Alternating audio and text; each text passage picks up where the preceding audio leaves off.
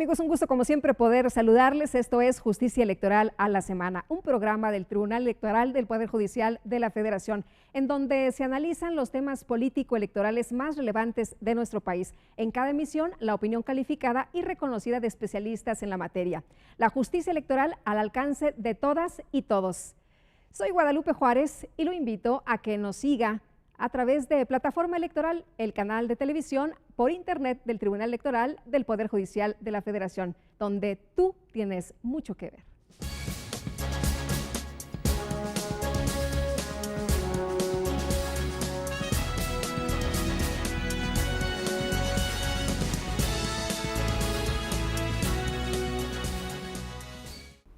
Amigos, un gusto como siempre saludarles. Bienvenidos a Justicia Electoral a la Semana, un programa del Tribunal Electoral del Poder Judicial de la Federación. En esta ocasión hablaremos de un asunto muy importante porque tiene que ver con las elecciones del 2015. Así que estaremos hablando de la valoración y de los cambios de nuestro sistema electoral. Y le aprecio mucho que esté aquí en el estudio una vez más al consejero del INE, Enrique Andrade González, para platicar de todos estos temas. ¿Cómo estás? Bienvenido. Gracias, Lupita. Pues muy bien, gracias y muy contento de estar contigo y con tu auditorio. Oye, pues esto ya empezó, ya arrancó, ya nadie lo detiene, todo el mundo está trabajando ya este asunto de todas las modificaciones. Bueno, parece que ya todo el mundo está revisando y checando, poniéndose las pilas para que todo salga bien. ¿Cómo van las cosas en el INE? Bien, Lupita, fíjate que la ley reglamentaria la tuvimos el 23 de mayo, finalmente, que es la Ley General de Instituciones y Procedimientos Electorales. Y esta ley es prácticamente nuestro mapa de navegación, es la que nos indica cuáles son las facultades concretas que tiene el Instituto Nacional Electoral y cuáles son las facultades que van a tener los organismos públicos locales, que eran los institutos electorales en los estados. Después de que entra en vigor la ley, yo diría que una fecha muy importante para nosotros fue el 30 de septiembre, que es precisamente cuando nombramos a los consejeros de los institutos locales. Estos nombramientos fueron 120 consejeros que designamos, 6 consejeros y el consejero presidente de 18 órganos estatales. Son 18 porque se incluyó Oaxaca, que tiene elecciones por usos y costumbres el próximo año. Entonces creo que ya esto era nuestro primer paso, dejar a las autoridades electorales a las que les va a corresponder la organización de las elecciones conjuntamente con nosotros en los estados y además definir también a nuestras propias autoridades electorales para los procesos, para el proceso federal de 2015, en donde vamos a elegir a los diputados federales. Quedaron ya los órganos constituidos, tenemos a los consejos locales también del Instituto Nacional Electoral ya instalados. Designamos hace unos días a los consejeros distritales también, a los 300 consejeros distritales en los distritos. Y bueno, ya tenemos prácticamente toda la estructura lista, como tú dices, para empezar a definir las reglas más importantes para el proceso electoral. El proceso electoral empezó en la primera semana de octubre, concretamente el 7 de octubre, y que es nuestra línea de salida, digamos, del proceso electoral. De aquí se vienen desarrollando una serie de etapas que ya tenemos pues muy establecidas. Nosotros heredamos del IFE una gran experiencia, principalmente de la estructura electoral. Son gente profesional, muy capacitada, que lleva 3 o 4 procesos electorales federales en su haber. Entonces creo que eso nos da mucha seguridad, mucha certeza. Y las etapas que te venía diciendo, bueno, estas del proceso electoral se están sucediendo de manera normal para llegar a la elección del 7 de junio, junto con los organismos locales y desarrollar en una sola casilla, en una sola elección, la elección federal y la elección local. Que es una de las novedades, ¿no? Esta casilla única. Que es una de las novedades. La ley finalmente nos hermana con los organismos públicos locales electorales y la obligación que tenemos es que en una sola casilla, como decíamos, se van a recibir los votos tanto de la elección federal como de la elección local. Vamos a tener aproximadamente en el país 92,000 casillas únicas, de un total de 152,000 que va a haber en el país. Entonces la casilla única creo que es la gran aportación, o una de las grandes aportaciones de la reforma electoral de 2014. Ya no van a existir estas casillas llamadas espejo, así se llamaban, ¿no? Así que es. Votabas primero en una y luego ya te ibas corriendo para la otra. Exactamente. Sí, ahora va a haber menos funcionarios, que es una parte que creo que es importante decirlo. La reforma electoral realmente no en todo es más económica que como era antes, pero en esta parte de la casilla única sí hay algunos ahorros. Por ejemplo, son solamente los mismos capacitadores los que se contratan tanto para una elección federal como para la elección local. vamos a insacular a los ciudadanos y los ciudadanos van a ser los que van a constituirse en funcionarios de casilla el 7 de junio y se va a manejar una sola documentación electoral tanto para la casilla federal como para la casilla local. Es un mismo modelo de urna. Entonces hay menos funcionarios, considerando que antes eran unos por las elecciones locales y otros por las federales. Ahora vamos a tener 7 funcionarios que van a atender las 2 elecciones, un solo presidente de casilla.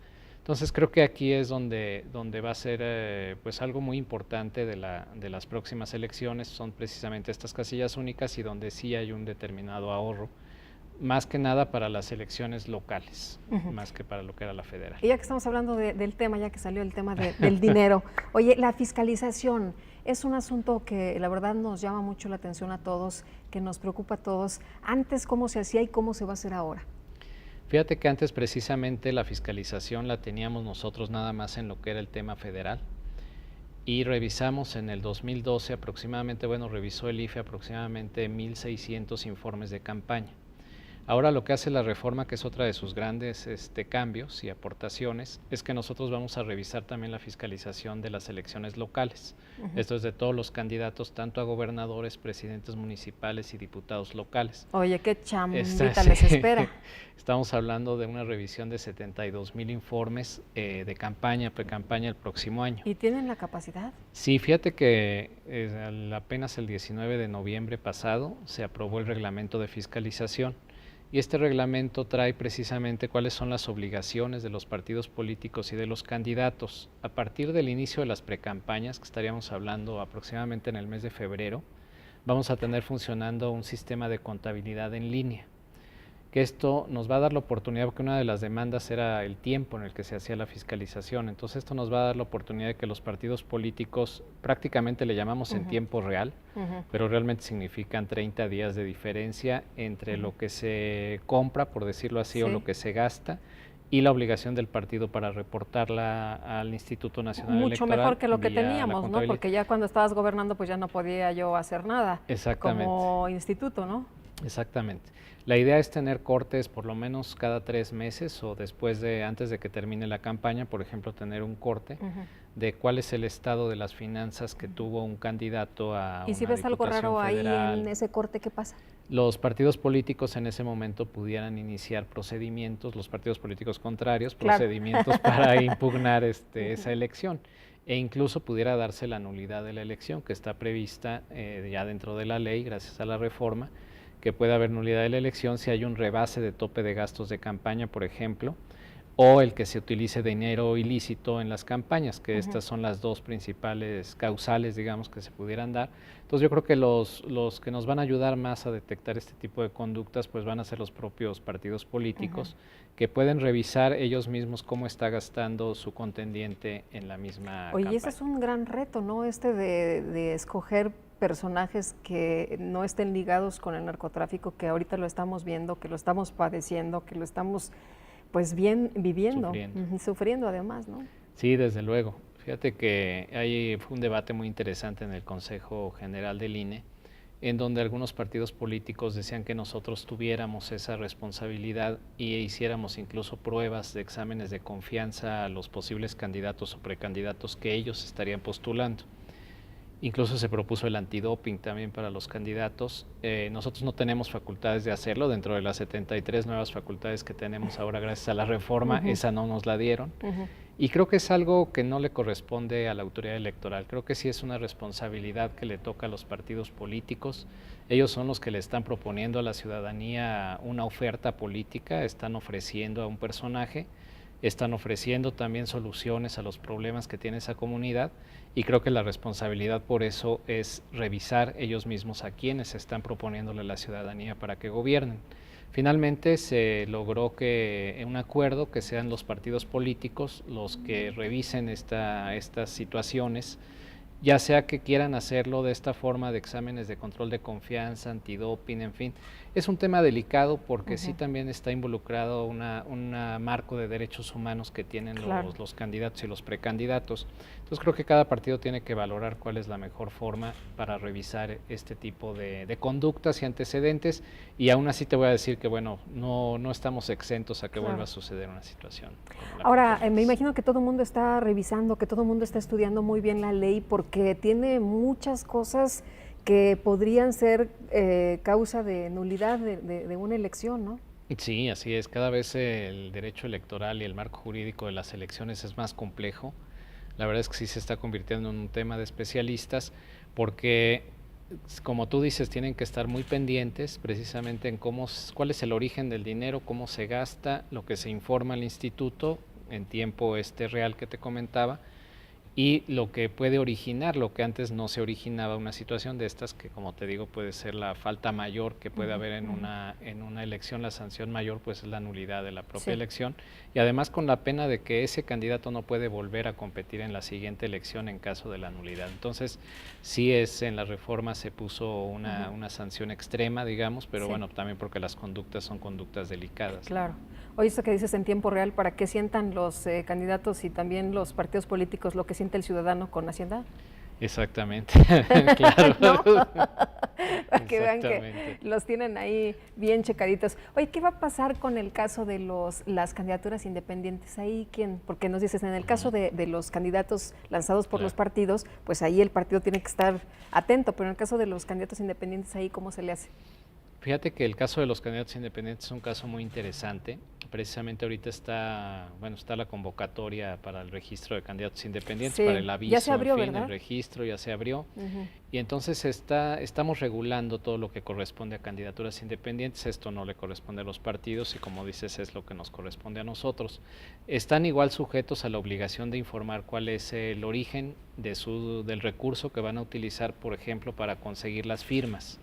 Ellos, para poder ser candidatos independientes, tienen que conseguir un determinado número de firmas, presentar estas firmas que va a tener nombre, el dato de la credencial de elector de las personas que los están apoyando. Por decirte algo, en algunos, dependiendo de los distritos, es el número de firmas que se necesitan. Pero nosotros tenemos un cálculo en promedio en los 300 distritos para ser candidato a diputado federal, y más o menos son 5,000 firmas las que necesita un candidato. O sea, realmente no es mucho. No. Lo que porque se había dicho, decía alguien que se había puesto la vara muy alta y que tendrías que por segundo no sé cuántas miles de firmas. Donde está la vara relativamente alta, por decirlo así, es para ser candidato a la presidencia de la República, que ese tema pues lo vamos a enfrentar en 2018. Pero por lo pronto creo que la vara realmente no es tan alta, y el requisito que se puso en el Consejo General es que una vez que se presenten las firmas, los nombres, se hagan públicas estas firmas y los nombres en nuestra página de internet, para que el ciudadano pueda verificar de alguna forma, u otros candidatos o los partidos políticos, si es real el apoyo que está diciendo el candidato independiente que tiene. Que no está inventando las Esto firmas, de alguna forma pues va a ser un filtro que va a ayudar para que realmente ellos mismos, creo, se preocupen para que las firmas y los nombres que estén aportando sean verídicos. El instituto lo que hace es que va a verificarlo con el padrón electoral, que correspondan los nombres y los datos de la credencial de elector que están manifestando. Y ya después, sí, una vez que se obtiene el registro como candidato independiente, entran a una regulación muy similar a la de los partidos políticos. Ellos tienen que informarnos igual en tiempo real cuáles son sus gastos, los recursos. Van a tener acceso a medios de comunicación, a las prerrogativas de medios de comunicación de radio y de televisión, como si fuera un nuevo partido político, es decir, sí entran en igualdad de circunstancias como si fuera un nuevo partido político. Van a estar igual que Morena, Encuentro Social o el Partido Humanista. Oye, ¿cómo queda el tiempo de radio y televisión? Que ustedes ya también dieron los lineamientos sobre este tema, que es otro de los asuntos realmente muy importantes, para que sepamos también de qué se trata, cómo se determina, ¿no? Pues como tú dices, yo creo que es la importancia de los medios en las campañas. Realmente creo que lo que transmiten los candidatos y los partidos políticos en los medios de comunicación pues influye mucho en las tendencias electorales. Entonces por eso es la preocupación de que a todos les corresponde exactamente el mismo tiempo, Y creo que el sistema, el modelo de comunicación política que tenemos, que se desarrolló en el IFE desde 2006-2007 hasta ahora, es un modelo que ha funcionado para esto. Está muy clara cuáles son las reglas. Hay un 70%, digamos, que es que corresponde a la proporción de cada partido político de acuerdo a los resultados obtenidos en la última elección para diputados federales, y el otro 30% es igualitario entre todos los partidos políticos. Así se divide el tiempo que se tiene en campañas y en precampañas. Y existe también, gracias ahora a la reforma, un tiempo que se les dio, bueno, que se dieron prácticamente en la reforma constitucional a los partidos políticos para que tengan tiempo en intercampañas, que es el periodo que está entre que se termine la precampaña y se inicia la campaña. Aquí el debate era cuál era la regla que se tenía que aplicar para distribuir este tiempo, si era el 70-30, como se hace en precampaña o campaña, o de manera igualitaria como se hace en el periodo ordinario, que es fuera de procesos electorales. Bueno, el debate fue muy interesante y finalmente llegó hasta la Sala Superior del Tribunal y se consideró que... Así de interesante estuvo que hasta llegó a la sala. Y muy intenso, pues, para que lo entendamos. Y fíjate todos. Que realmente fueron casi un empate en el Consejo General y casi un empate también en la resolución de la Sala Superior, o sea que el debate realmente sí fue muy, muy intenso. Había interpretaciones jurídicas válidas prácticamente para un lado o para el otro, pero finalmente lo que se resuelve es que sea de manera igualitaria en el periodo de intercampañas, que ningún partido político tenga, por llamarlo así, un poco más de tiempo que otro y se distribuya de manera igualitaria el tiempo en intercampañas. Por lo pronto en campañas, en el proceso federal será entre los 10 partidos políticos que van a competir. ¿Qué pasa con candidaturas independientes? Otra vez te pregunto. Igualmente se toman en cuenta como un nuevo partido político. En el caso de intercampañas será igualitario, en caso de tener candidatos independientes en los distritos, será igualitario que los partidos políticos, y en la parte de 70-30, que es campañas y precampañas, ahí solamente van a acceder al 30% que es igualitario, no acceden al 70% proporcional, que es la regla esta que por decirlo así, el que tuvo más votos en la elección pasada para diputados federales tiene más tiempo en medios de comunicación.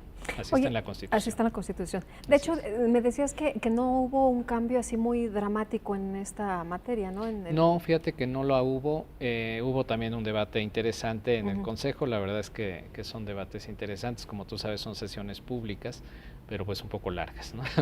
Pero el debate era precisamente que se cambiara la forma en la transmisión de los spots de los partidos políticos. Y en lugar de hacerlo por entidad federativa, que es una situación que ya tienen los concesionarios de radio y televisión establecida, que fuera por localidad municipal, por ejemplo, o distrital o regional. Pero de acuerdo al funcionamiento principalmente en televisión, lo que nos han dicho los sujetos obligados, que son los concesionarios de televisión, es que no pueden realizar estos bloqueos a nivel municipal y a nivel regional.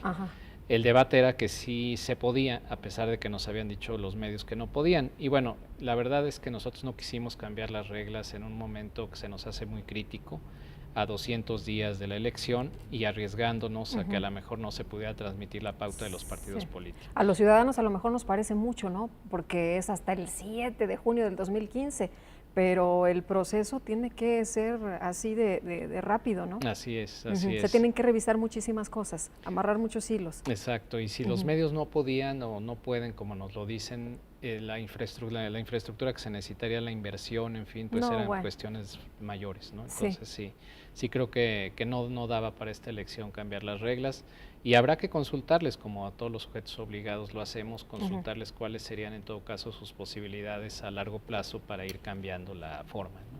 ¿Qué pasa con los spots? Vamos a ver otra vez ese asunto de la spotización.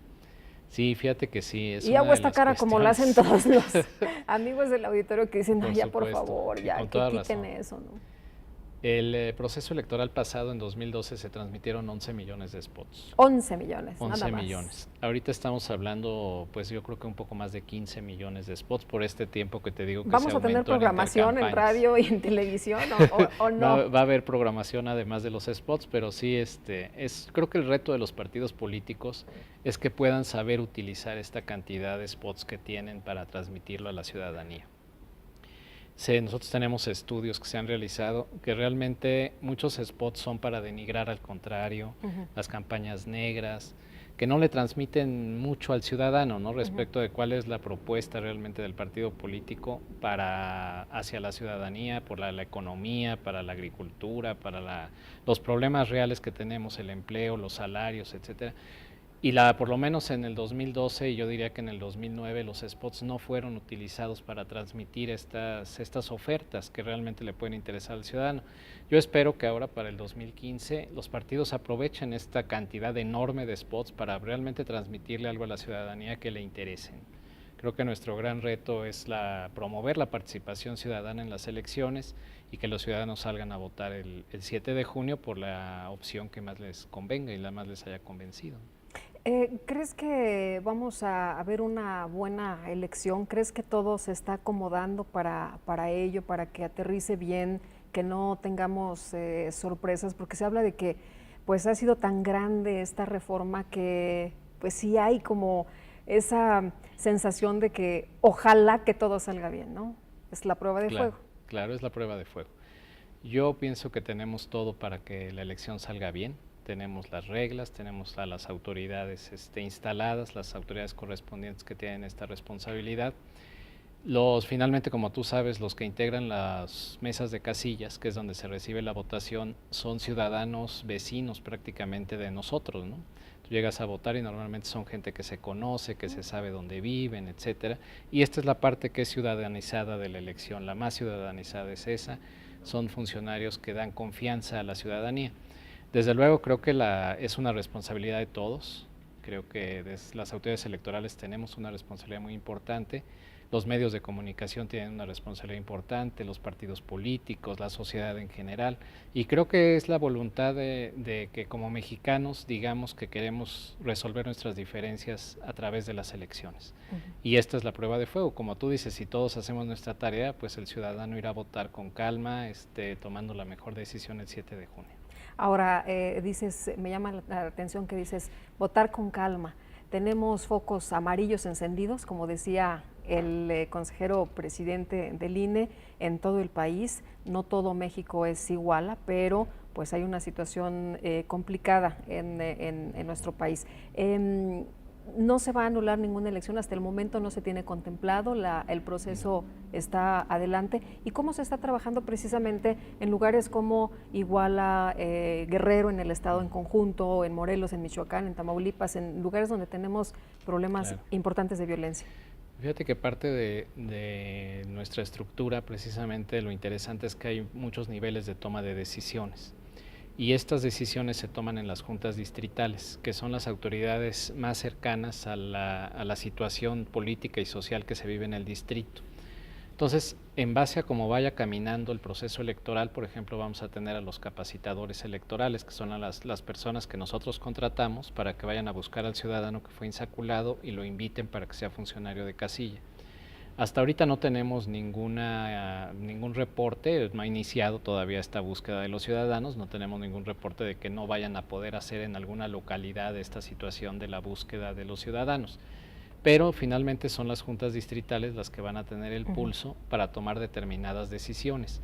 Hasta ahorita yo te lo digo, si se vive una situación complicada, principalmente en Guerrero, en Michoacán, probablemente en Oaxaca, pero no es una situación que impida por lo pronto que las decisiones y las acciones del proceso electoral se sigan dando de manera normal. Ahora, mencionas las juntas distritales, consejeros distritales. Los consejeros distritales son ciudadanos que quieren entrarle al proceso y que dicen yo sí quiero participar, ¿no? Definitivamente. Sí, fíjate que nuestro perfil de ciudadanos distritales pues son probablemente académicos, algunos son comerciantes, son gente de la sociedad, son gente voluntaria, ellos no tienen que sí reciben paga, ¿no? Reciben una paga, pero la verdad es que creo que es simbólica, no es su principal actividad ser autoridad electoral. O sea, la onda es participar. La onda es participar, pero además darle confianza a sus propios ciudadanos. Para ellos es importante, son gente responsable, que sabe que tienen las riendas de una elección y son los que toman de verdad las decisiones más complicadas el día de la jornada electoral. Entonces tiene que ser gente muy responsable con México y muy responsable con las autoridades electorales para que puedan hacer bien su función. Decías hace unos momentos también de la insaculación. ¿En qué momento se da esto? Estamos hablando prácticamente en el mes de enero de una primera insaculación. Sí. Ahí es cuando dices que no caiga la jota, que no caiga. Es correcto, no, al contrario, vamos a decir que caiga. ¿Qué tanto interés hay de los ciudadanos por participar? Fíjate que siempre ha habido una excelente respuesta. Se hace un sorteo, como dices, de la letra del abecedario y de un mes de nacimiento, el mes que jota porque es Juárez, pero bueno. Así es. Yo espero que sí te pueda tocar y es una gran oportunidad. Sí, yo sé. Fíjate que hay mucho, nunca hemos tenido problemas para no instalar alguna casilla porque los ciudadanos no puedan. Nosotros vamos a insacular a 3 millones más prácticamente que la jornada electoral pasada. Se necesitan 1.250.000 ciudadanos, pero vamos a insacular a prácticamente 8 millones de ciudadanos. Entonces hay un margen interesante de ciudadanos que a lo mejor no puedan o en ese día se les complique, etcétera. En algunas reuniones que hemos tenido precisamente con consejeros distritales nos han cuestionado si todavía hay interés o que el ciudadano se pone muy feliz de ser o no ser. Yo creo que en realidad sí es un compromiso importante y principalmente ir a constatar que las cosas se hacen bien. Muchas veces hasta por duda que no hay chanchullo, ¿no? Que yo estoy viendo ahí, ¿no? De que tú estás viendo y que tú eres además el responsable de llevar el paquete electoral al distrito y que en el distrito se pueda contar lo que tú viste, que está en el acta, que se llena por parte de los funcionarios. Oye, pero aparte que van a tener que estar súper capacitados, ¿no? Ahora con todas las nuevas reglas. Pues sí, va a ser una capacitación. Se van a doctorar van a ser un poco más complejas, así es. Los ciudadanos. Pero la participación ciudadana es muy importante. Fundamental, es fundamental. La verdad es que no hay democracia sin ciudadanos y esta participación ciudadana, si no se da, pues no habría elecciones, pero de verdad que siempre se ha dado. Y los mexicanos tenemos como que esa responsabilidad cívica de que si te toca, puede ser molesto a lo mejor, porque va a ser un día difícil el 7 de junio, pero la verdad es que también creo que te deja mucho para la vida democrática, dejas mucho para tu país y vale la pena participar, es muy buena experiencia. Enrique, ¿cuál dirías tú que son los retos más duros a enfrentar? ¿Cómo ves el panorama? ¿Cómo ves las cosas para el próximo año y para la jornada, para el momento clave, el 7 de junio? Pues mira, yo creo que ahorita sigue la parte en la que nos vamos a seguir interrelacionando con los organismos públicos locales y definiendo algunas cuestiones que son importantes. Por ejemplo, el programa de resultados preliminares, el programa de conteo rápido, son de las cuestiones que estamos decidiendo de aquí al próximo año, a principios del próximo año. Y lo que queremos hacer entender es que no somos los jefes de los institutos locales, pero la Constitución sí nos dejó la encomienda de dictar algunos lineamientos generales que ellos van a tener que sujetarse a estos lineamientos. Una de las demandas de 2013, principalmente de elecciones estatales, fue que los conteos rápidos no salieron como debían de salir, el programa de resultados preliminares tampoco, en fin. Entonces eso es la responsabilidad que tenemos nosotros de que ahora esto salga bien. Exactamente, y bueno, el programa de las encuestas, que también ahora ya están reguladas, como tú sabes, se tiene que informar cuál es la metodología que se utiliza para la encuesta, qué empresa la hace, quién paga la encuesta. Entonces, todo este tipo de cosas que fueron, honestamente, dudas, digamos, o cuestiones que los partidos políticos sintieron que no estaban debidamente reguladas para la competencia, que ahora la reforma lo que hace es que nos obliga a regular más detalles todavía, ¿no? Yo creo que esos son los retos, que nos pongamos de acuerdo bien con las autoridades locales, estatales, los soples, y también el reto, por supuesto, pues de poder convencer a la ciudadanía para que participe, que se capacite, poderlos capacitar bien y que se instalen las mesas de casillas, que estamos pensando instalar 152,000 mesas de casillas, 92,000 como casilla única. Enrique, un gusto como siempre. Muchísimas gracias por haber aceptado Lupita, la invitación. Muchas gracias a ustedes. Gracias. Muchas gracias. Gracias al consejero Enrique Andrade González, consejero del Instituto Nacional Electoral. Muchas gracias también a usted por habernos acompañado en Justicia Electoral a la Semana, un programa del Tribunal Electoral del Poder Judicial de la Federación. En nombre de todo este gran equipo de trabajo del tribunal, agradezco el favor de su atención. Le deseo que tenga buen lunes, muy buena semana y que la pase usted muy bien.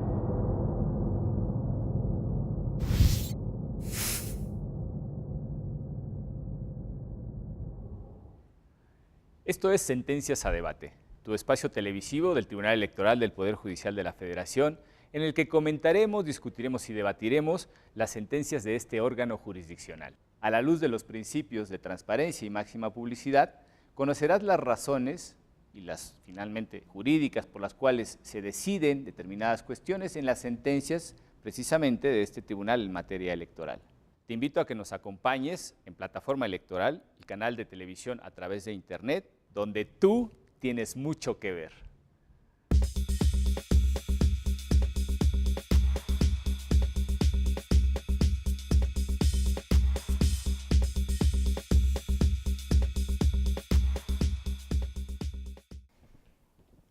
Bienvenidos a las Sentencias a Debate, un programa del Tribunal Electoral. Hoy le ofrecemos elecciones en San Luis, Acatlán, Guerrero.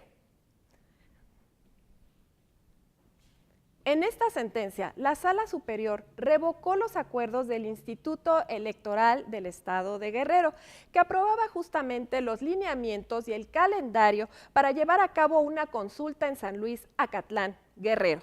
¿Por qué la revocó? Porque no se había tomado en cuenta la opinión de todas y todos los habitantes de esta comunidad indígena. Hoy en el estudio de las sentencias a debate acompañan a Pedro Lara y Malo, el doctor Virgilio Bravo Peralta, quien es investigador asociado de la Universidad Anáhuac, y también el licenciado Fernando Ramírez Barrios, quien es secretario instructor de la ponencia del magistrado José Alejandro Luna Ramos, presidente del Tribunal Electoral. Yo soy Lucy Farías y por favor lo invito a que se queden las sentencias a debate.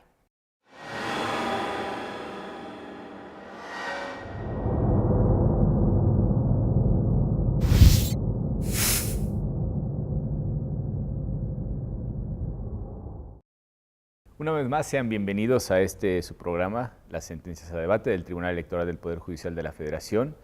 Gracias a Lucy por adelantar la presentación de nuestros invitados. Virgilio, Fernando, muchas gracias por acompañarnos. Muchas gracias. En esta ocasión vamos a hablar sobre el Juicio para la Protección de los Derechos Político-Electorales 525 de este año, 2014, relativo a la solicitud de realizar las elecciones por usos y costumbres en el municipio de San Luis, Acatlán, en el estado de Guerrero, México.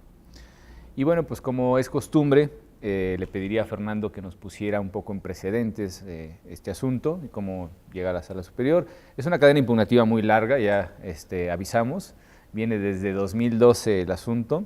Y bueno, pues Fernando será quien finalmente nos ilustre sobre todo lo que ha sucedido jurídicamente en cuanto a los precedentes relativos a este asunto. Claro que sí, muchas gracias por la invitación, Pedro.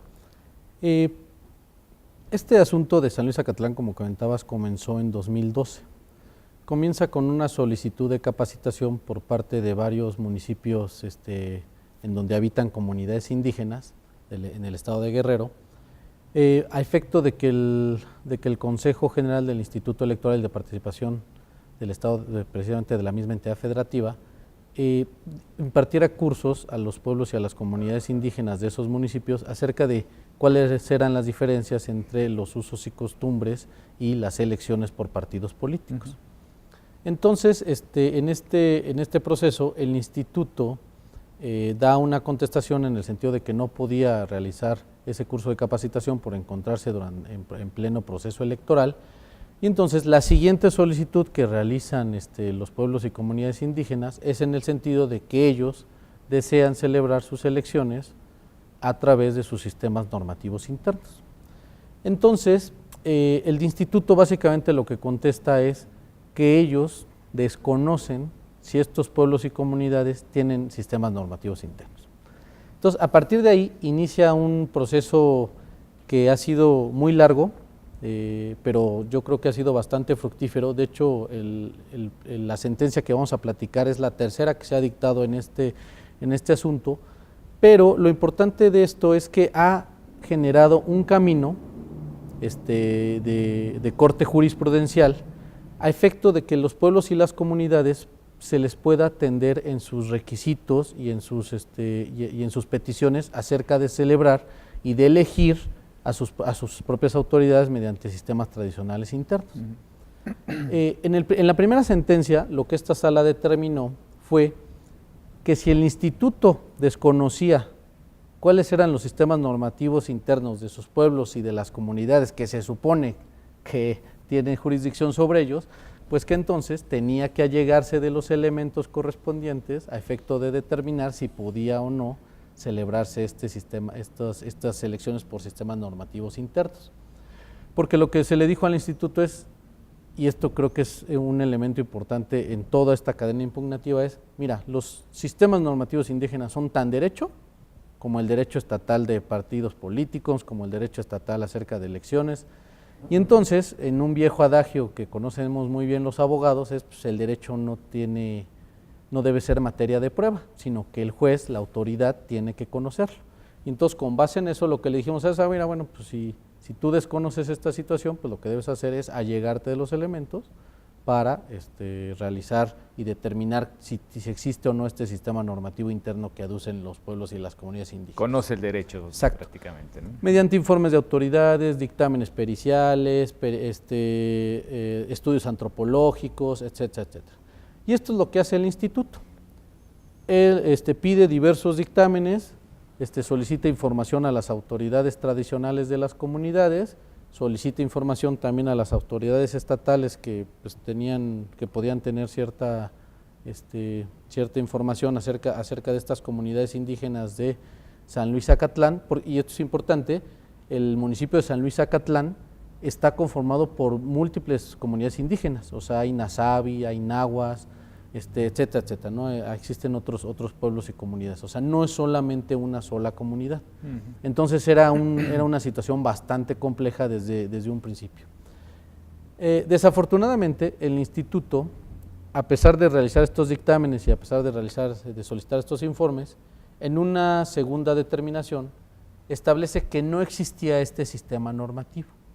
Y entonces, nuevamente vienen los actores en un incidente de inejecución de sentencia que se resolvió en el primer semestre de este año, en el cual lo que señalan es, oye, pues como que no existe el sistema normativo interno, pues si todos los dictámenes, todos los informes, toda la documentación que te aportaron, pues demuestra que efectivamente existe un sistema normativo interno. A ver, es cierto, ¿no? O sea, no existe un sistema normativo interno como tú quieres, como para elegir al presidente municipal, ¿no? Porque pues aquí nos regimos, o sea, todavía nos regimos por partidos políticos y precisamente esa es nuestra petición, ¿no? O sea, que nosotros podamos elegir a nuestras propias autoridades. De acuerdo a su propia normativa. Entonces, de acuerdo a su propia normativa. Entonces, en una segunda sentencia, el tribunal determina que pues, tenían razón los actores y era claramente, se advertía de toda la documentación y de todas las pruebas que existían en el expediente, que existía un sistema normativo interno de los pueblos y de las comunidades que variaba obviamente de comunidad a comunidad y obviamente de etnia indígena a etnia indígena, pero que finalmente existía y que era utilizada incluso por los propios mestizos, ¿no? Como era, por ejemplo, la policía comunitaria, incluso cuestiones de justicia indígena, ellos acudían a estas cuestiones de justicia indígena para poder resolver sus problemáticas, ¿no? O sea, con un amplio reconocimiento de que efectivamente funcionaba y tenía una vivencia importante dentro de las comunidades este sistema normativo.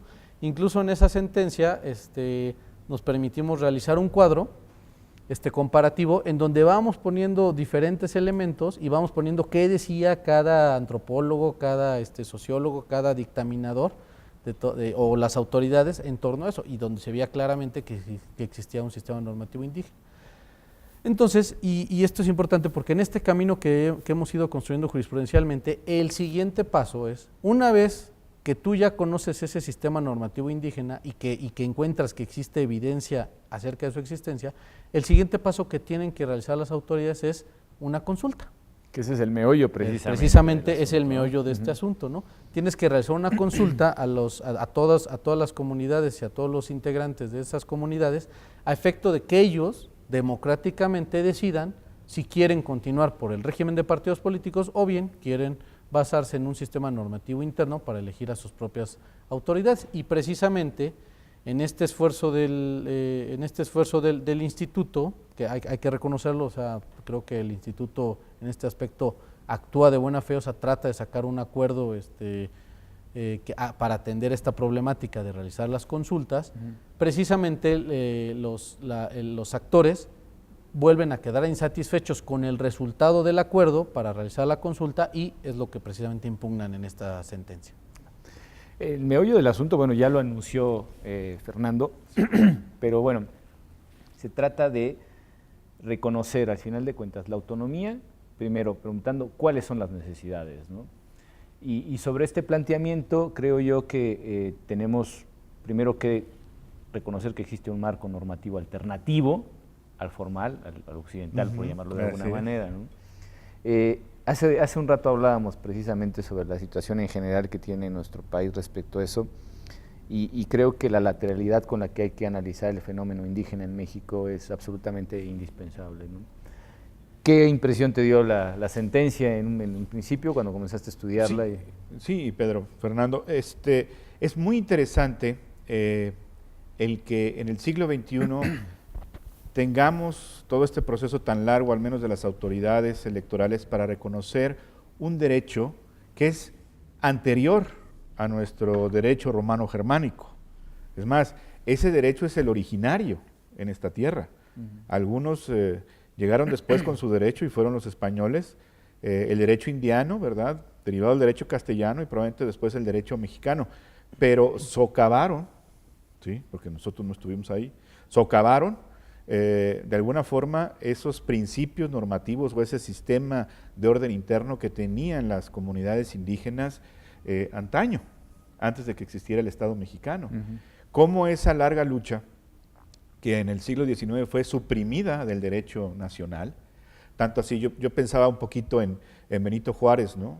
Cómo un indígena puro llegó a ser presidente de la República, pero bajo un sistema jurídico que él estudió en la universidad, pero que no era el de sus padres, el de sus antepasados. Ni mucho menos. Y mucho menos, y además por esa misma formación pasó también por alto el respeto a ese tipo de derechos, tanto así que desencadenó en la Revolución Mexicana, donde Emiliano Zapata invocaba esos documentos que los españoles habían dejado a sus abuelos respecto a la propiedad de las tierras, cuando el derecho civil, el derecho liberal, los había borrado del mapa.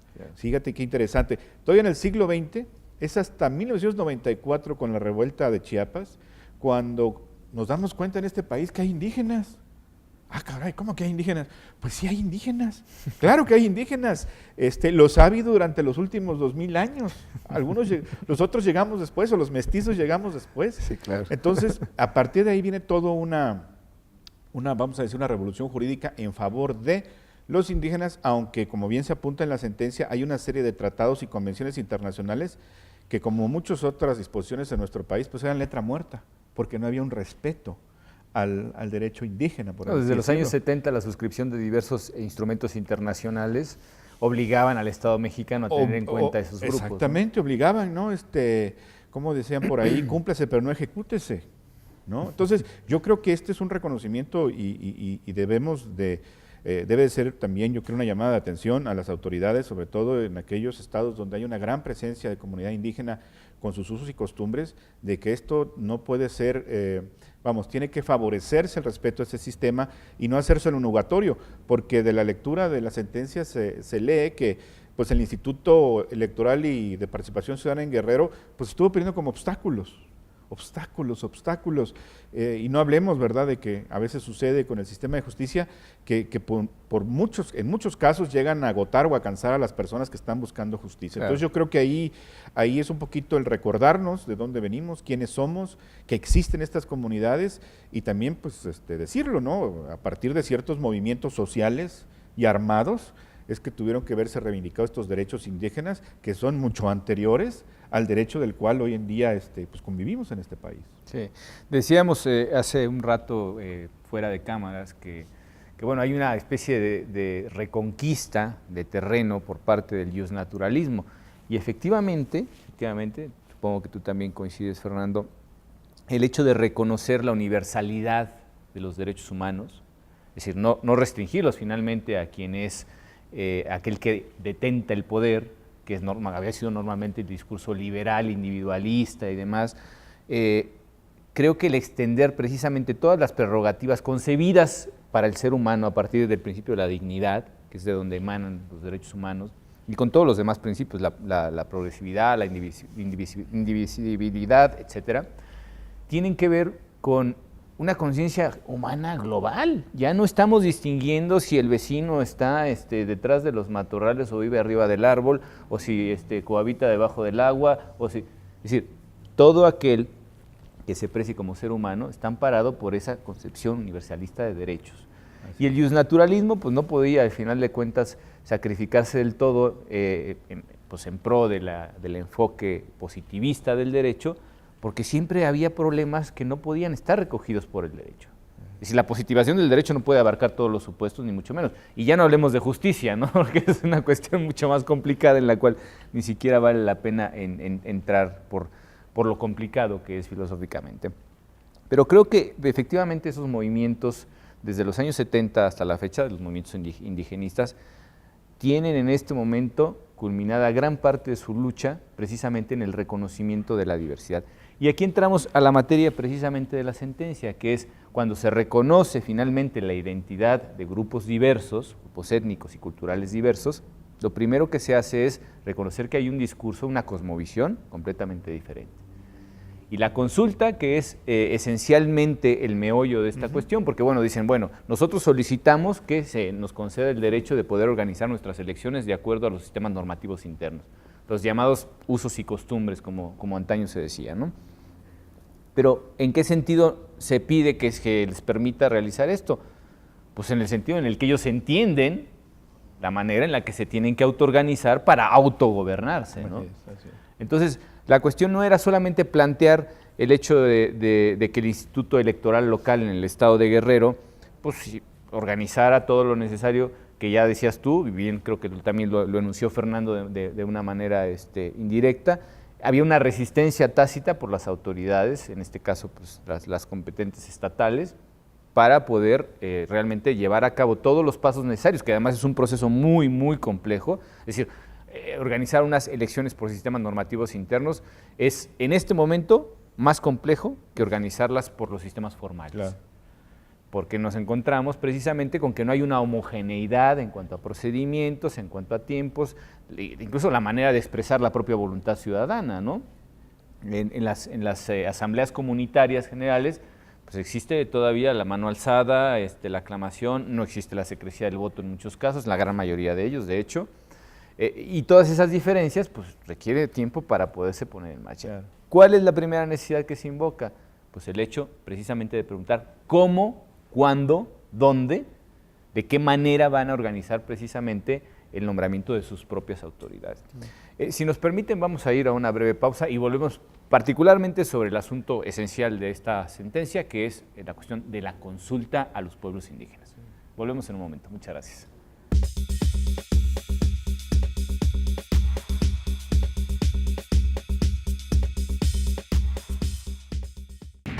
La comunicación es una forma de ejercer la transparencia. Internet es un canal de salida de contenidos altamente eficiente que reduce mucho los costos de operación. En el Tribunal Electoral del Poder Judicial de la Federación hemos incrementado nuestra producción de contenidos audiovisuales especializados. Por ello, resulta necesario maximizar el uso de nuestra infraestructura para la creación de nuevos programas de televisión. Ante este escenario, proponemos la creación de un canal de televisión por Internet. Con este nuevo espacio fortaleceremos nuestra imagen institucional, nuestros canales de comunicación con la sociedad, además de apoyar la difusión de nuestros valores democráticos. Plataforma Electoral busca consolidar los esfuerzos en comunicación que a lo largo de la historia ha desarrollado este órgano jurisdiccional. Este nuevo espacio se conjugará con las demás líneas de acción en comunicación, como son las redes sociales, los programas de televisión y radio y el trabajo editorial e informativo para constituir así una completa plataforma de comunicación, nuestra plataforma electoral. Este canal de televisión por Internet se convertirá en la principal puerta de salida para nuestros contenidos y de forma complementaria se utilizarán los espacios de canal judicial. Al consolidar este proyecto, el Tribunal Electoral se posicionará, sin duda, como el mayor generador de contenidos especializados en materia electoral, además de convertirse en la principal referencia en el mundo sobre este tema. Las principales líneas de comunicación que serán atendidas son la labor jurisdiccional del tribunal a través de sus sentencias, la transparencia electoral, la labor internacional y la vinculación del tribunal con los temas sociales como derechos de los pueblos indígenas y la equidad de género. Plataforma Electoral.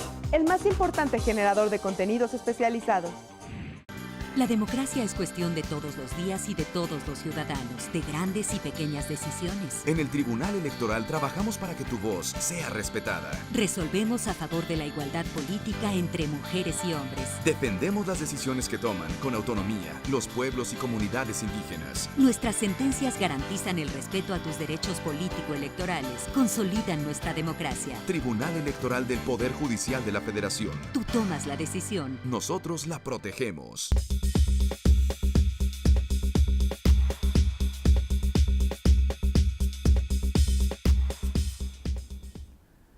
Pues estamos nuevamente con ustedes. Decíamos justo antes de esta pausa que el tema central de esta sentencia tiene que ver con la cuestión de la consulta. Y lo planteamos como una necesidad de entender precisamente aquellos mecanismos, procedimientos, tiempos, en fin, todos los aspectos que se tienen que tomar en cuenta para que efectivamente una elección por sistemas normativos internos se corresponda con la manera en la que se autoorganizan los pueblos y comunidades indígenas, que en este caso pues estamos hablando del estado de Guerrero, ¿no? Y una cuestión que a mí me surgió particularmente como duda cuando estaba leyendo esta sentencia es, y se dice en algún momento de manera muy clara, es a quiénes al final de cuentas va destinada la consulta. Porque tú lo mencionabas al principio contándonos un poco los precedentes de este asunto, que son comunidades en las que hay un elevado porcentaje de población indígena, pero no es la totalidad. Exacto. Entonces, en la sentencia se especifica que efectivamente no se trata nada más de empezar a organizar de motu propio por parte de las autoridades estatales, en este caso de la entidad federativa de Guerrero, la cuestión de cómo van a funcionar las elecciones, sino que es todo un procedimiento complejo. ¿Qué nos puedes contar acerca de eso y al final a quién va dirigida la consulta que se debe de poner en marcha? De hecho, retomando lo que ustedes comentaban acerca de este largo proceso histórico del reconocimiento y de hacer visibles a nuestros pueblos y comunidades indígenas, creo que este asunto muestra claramente una problemática que siempre ha existido en el Estado mexicano. El derecho a la consulta, que actualmente yo creo que es uno de los derechos más importantes que otorgan los instrumentos internacionales a los pueblos y a las comunidades indígenas de diferentes partes del mundo, no existe un reconocimiento pleno y mucho menos una regulación legal en nuestro país. Yo, sin ser yo podría decirte que lo único que se menciona es que se va a consultar a los pueblos indígenas para los planes y programas de desarrollo y que la Comisión Nacional para el Desarrollo de los Pueblos Indígenas puede organizar procesos de consulta.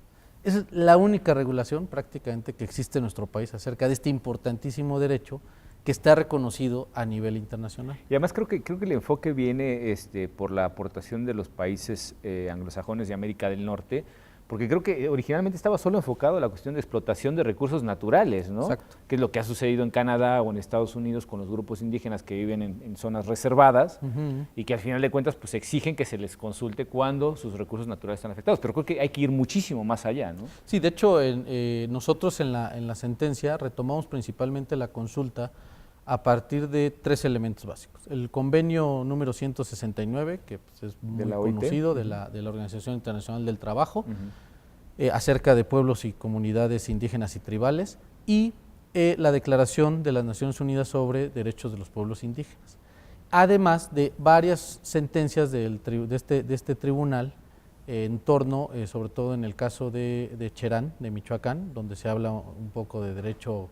Bueno, más bien uno de los temas principales fue el derecho a la consulta y también una controversia constitucional resuelta por la Suprema Corte de Justicia de la Nación, que también trata el tema de la consulta también en torno a la comunidad indígena de Cherán, ¿no? Que no había sido consultada en torno a cambios constitucionales en el estado de Michoacán. Pero aquí hay una cosa que me gustaría aclarar con nuestro auditorio.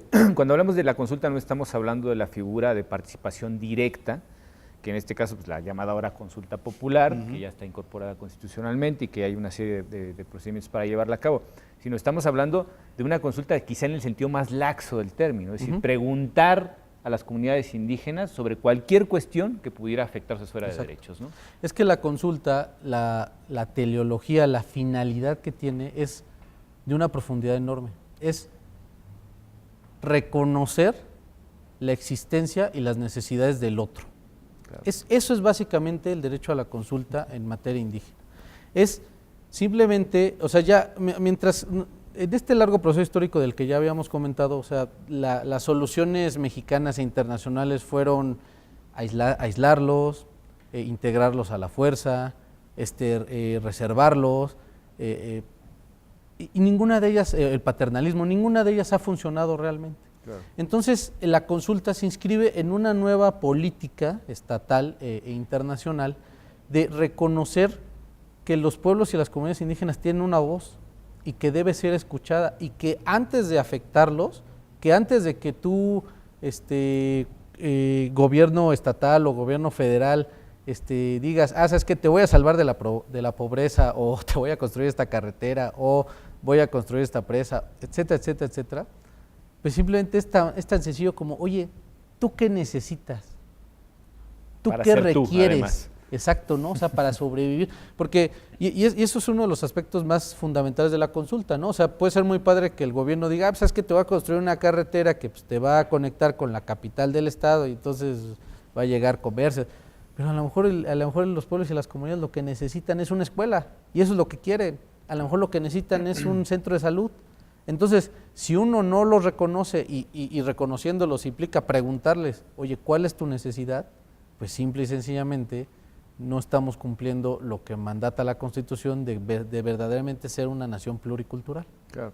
Aquí se plantea una cuestión que tiene que ver con el enfoque de ciertos sistemas económicos, al final de cuentas. No quiero ser maniqueo y hablar exclusivamente de capitalismo, porque bueno, tiene muchas facetas el capitalismo, pero durante los años 70 y principios de los 80, precisamente dentro del ámbito del derecho anglosajón, se buscaba incorporar a los diferentes grupos marginados, ¿no?, que eran pues, las etnias originarias de América del Norte, con la única finalidad de que fueran productivos y que consumieran, ¿no? Ese impulso que se dio finalmente a la apertura económica de los grupos indígenas en Estados Unidos, quizá menos en Canadá, pero también en cierta medida, lo que pretendía, a diferencia de lo que sucede en América Latina, que era pues, proteger y hablar de pobrecito el indio, que al final de cuentas es incapaz de tener una sociedad civilizada por sí mismo, entonces hay que imponerle nuestros esquemas y ayudarle porque no puede. Eso está totalmente superado, afortunadamente, y creo que también se empieza a superar la visión anglosajona de la incorporación al sistema económico de estos grupos que no producían en el sentido de cómo estaba planteada la economía, como está planteada actualmente, y mucho menos consumían, ¿no? ¿Tú crees, Virgilio, que realmente estamos en vías de una superación de esos esquemas reduccionistas de lo que es la diferencia cultural de unos grupos hacia otros, de los predominantes sobre todo hacia los dominados? Bueno, yo creo que lo mencionas muy bien. En el caso de Canadá fue por los recursos del petróleo, en el caso de los Estados Unidos por su riqueza forestal. Más tengo presente, en el Estado de Nuevo México hay dos derechos que se privilegian, el derecho autóctono nativo y el derecho anglosajón, ahí conviven. Bueno, que por cierto, hay dos idiomas oficiales, el español y el inglés, entonces a lo mejor deberíamos de tender a eso, ¿no? Está esta multiculturalidad en un momento dado.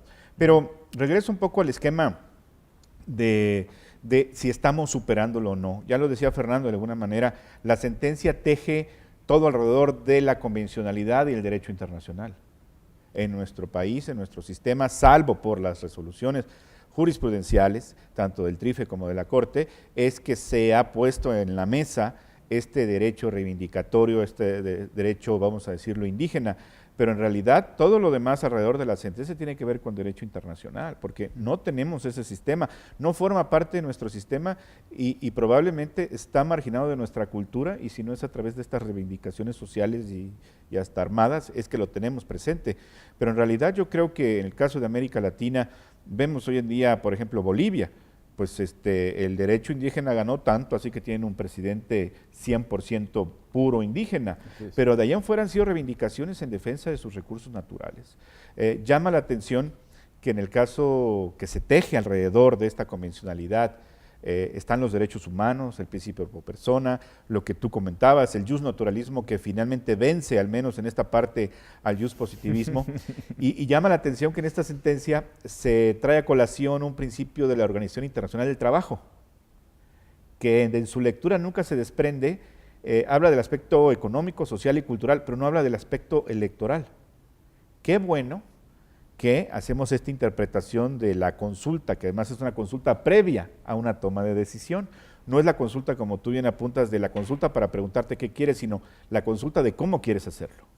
Y en el caso de la OIT, creo que es lo más avanzado y lo recoge alguna disposición de las Naciones Unidas, es, oigan, pues hay que preguntarle a estas personas cómo quieren que hagamos las cosas. Sí. No imponérselas, y cómo quieren, y de qué manera, y en qué términos, y en qué aspectos, aunque no maneja el político queda claro que hoy en día, después de algunas resoluciones, pues ya es un derecho humano, cuando en este país durante los últimos 30 años se negaba, primero que existían derechos humanos, y dos, que el político fuera un derecho humano. Entonces yo creo que se van rompiendo ciertos tabúes, ciertas restricciones, y yo creo que a favor, yo creo que el resultado es positivo. Es curioso que ahora que mencionas las cuestiones relativas a la Organización de Naciones Unidas, y bueno, pues tanto los grupos de trabajo como las relatorías especiales, los comités, en fin, todos aquellos elementos de investigación que ha desplegado Naciones Unidas para pues acometer la tarea de investigar sobre diversos problemas que existen en el mundo. Y en la parte que particularmente le toca a México, en la Relatoría Especial para Asuntos Indígenas, la anterior que fue la de James Anaya, se hace mucho énfasis en la importancia de la consulta. De hecho, precisamente la relatoría que se menciona, que es la de 2009, si mal no recuerdo, está centrada específicamente en la figura de la consulta. Y bueno, los televidentes preguntarán, bueno, ¿por qué es tan importante la consulta? Bueno, por la misma razón que un candidato tiene que informar sobre las propuestas electorales que tiene, por la misma razón que el gobierno tiene que rendir cuentas sobre cómo eroga el presupuesto, por la misma razón que existe la transparencia, por la misma razón que existen los derechos a la información, por la misma razón que existen, al final de cuentas, las libertades públicas. Porque efectivamente son la forma de concretar la realización de estos grupos con una identidad cultural propia. Es decir, basados en un principio de libertad, de la capacidad de autogestión que por fin se les reconoce, ya a partir de la autoconciencia, fíjense qué salto cualitativo hemos dado, que vamos del reconocimiento de la conciencia del otro, al final de cuentas, su capacidad de autoorganizarse y autoadministrarse, ¿no? Pero bueno, pues afortunadamente esas etapas históricamente creo que ya están empezando a ser superadas, no del todo, tenemos todavía un grado de marginación muy importante y en la práctica es donde realmente importan las cosas, ¿no? De hecho, perdón, Pedro, muy rápido. Lo que pasa es que la consulta creo que se inscribe en esta necesidad de la sociedad civil mexicana en general, o sea, incluyendo también a los pueblos y a las comunidades indígenas, de demostrar a los políticos que es necesario superar este discurso vertical, que es el prototipo de la política mexicana. O sea, es la imperiosa y la estratégica necesidad de decir, oye, es que no necesito que me vengas a imponer lo que tú piensas que es mejor para mí, sino que aquí es una cuestión de que tú me preguntes qué es lo que yo necesito. Y precisamente, como comentaba Virgilio, ese es precisamente el problema, una de las cuestiones por las cuales se revoca el acuerdo del Consejo General del Instituto Electoral de Guerrero, porque ellos quisieron hacer un discurso vertical así de, oye, ¿sabes qué? Pues te voy a hacer un acuerdo, te voy a decir cómo va a ser la consulta, te voy a decir quién va a participar en la consulta. Entonces, o sea, y yo creo que era un acuerdo que decían, está padrísimo, ¿no? Pero el problema es que nunca le preguntaste al interesado cómo había que realizar la consulta, ¿no? Y en este aspecto, por ejemplo, la Corte Constitucional colombiana nos lleva años de diferencia, ¿no? Y uno de los aspectos, recuerdo en algunas de sus sentencias más paradigmáticas, es el derecho a la consulta implica que me preguntes cómo me vas a consultar. Así es, exactamente. Eso que dice Fernando, ahorita que lo comentaba, me vino a la mente la encomienda. O sea, la encomienda es, llega aquel señor feudal y ahí te los encomiendo, ¿no? Ahí te los encargo. Tú hazte cargo de ellos, de su religión, de su trabajo, de su sobrevivencia. Evidentemente nunca les preguntaron, oiga, ¿quieren ser esclavos de estos? Y yo creo que en ese mismo esquema cultural, en esa misma forma de pensar vertical, como dice Fernando, autoritarista, de abuso de poder, que todavía subsiste en este país en algunos lugares, por no decir en muchos, es como les dicen, bueno, es que así es como les vamos a arreglar el problema. Y dicen, no, espérame, es que así no es. ¿Cómo que así no es? No, nos tienes que preguntar cómo lo queremos y aparte nos los vas a organizar. Ah, no, es que es así y además ahorita no tengo dinero, luego les voy a dar el dinero. No, espérame. Así no es, ¿sí? Sí, claro. Y nos tienes que preguntar y no estamos de acuerdo y lo vamos a combatir. Y yo creo que ahí el instituto, como dice Fernando, a lo mejor con la mejor intención, pues fue superado por una concepción del derecho justnaturalista que no logran entender todavía. Sí, que no está asimilada del todo. Y están atados a esos viejos prejuicios de la aplicación del derecho y del Estado de Derecho, cuando no entienden que hoy en día pues tenemos que hacer más transparente el ejercicio del poder. Efectivamente. A ti te recordaba la encomienda colonial, a mí a los contratos de adhesión, pero pues, al final de cuentas es algo que... Son hijos del mismo padre. Sí, firme aquí y acepte usted las condiciones, ¿no? Y es interesante que lo que mencionas respecto de ese esquema que tenemos que superar, porque evidentemente el primer lastre para poder dar un paso adelante en el sentido de la progresividad necesaria que tenemos que aplicar al enfoque de este tipo de problemáticas, pues es la superación de uno mismo. Acostumbrados precisamente a eso, decir, bueno, pues ya está dado y a mí me toca como institución electoral organizar una elección. Sí, bueno, lo que podemos en este momento inferir es que efectivamente cuando, en el caso por ejemplo de las elecciones formales por el sistema que rige a la mayor parte del Estado, que es el de partidos, pues tenemos un Instituto Nacional Electoral que se encarga de organizar las elecciones. La idea de la que prescindimos es del hecho de que para que eso sucediera, pues ya había un consenso general y ya hemos creado una serie de instituciones y llevamos un bagaje de por lo menos 200 años de estar, dale que te pego, para que al final de cuentas las normas funcionen de tal manera que más o menos se consiga un consenso. Pero en el caso de las comunidades indígenas, pues apenas están empezando a tener esa capacidad de autonomía y autoorganización, claro. Y entonces pues estamos en la etapa en la que les debemos de preguntar cómo precisamente quieren ser consultados, tal y como decía Fernando, ¿no? Así es. Entonces creo que la importancia de la consulta empieza por las maneras de entender cómo se les debe de preguntar las cosas. Después, con esa información que al final de cuentas se recabe, pues preguntarles mínimamente, y se me ocurre así a bote pronto, ¿cuándo quieren empezar a organizar las elecciones de sus propias autoridades, ¿no? Posteriormente, decir, estos mecanismos son adecuados para garantizar la certeza de las elecciones de acuerdo a los usos y costumbres que ya indagamos, que ustedes mismos nos transmitieron y que es su deseo que sean utilizados como marco normativo para poder elegir a sus propios gobernantes. Y en ese momento, pues ya más o menos tendremos un esquema en el que haya verdadera conformidad y aceptación, ¿no? Y fíjate, Pedro, no es un solo derecho de usos y costumbres.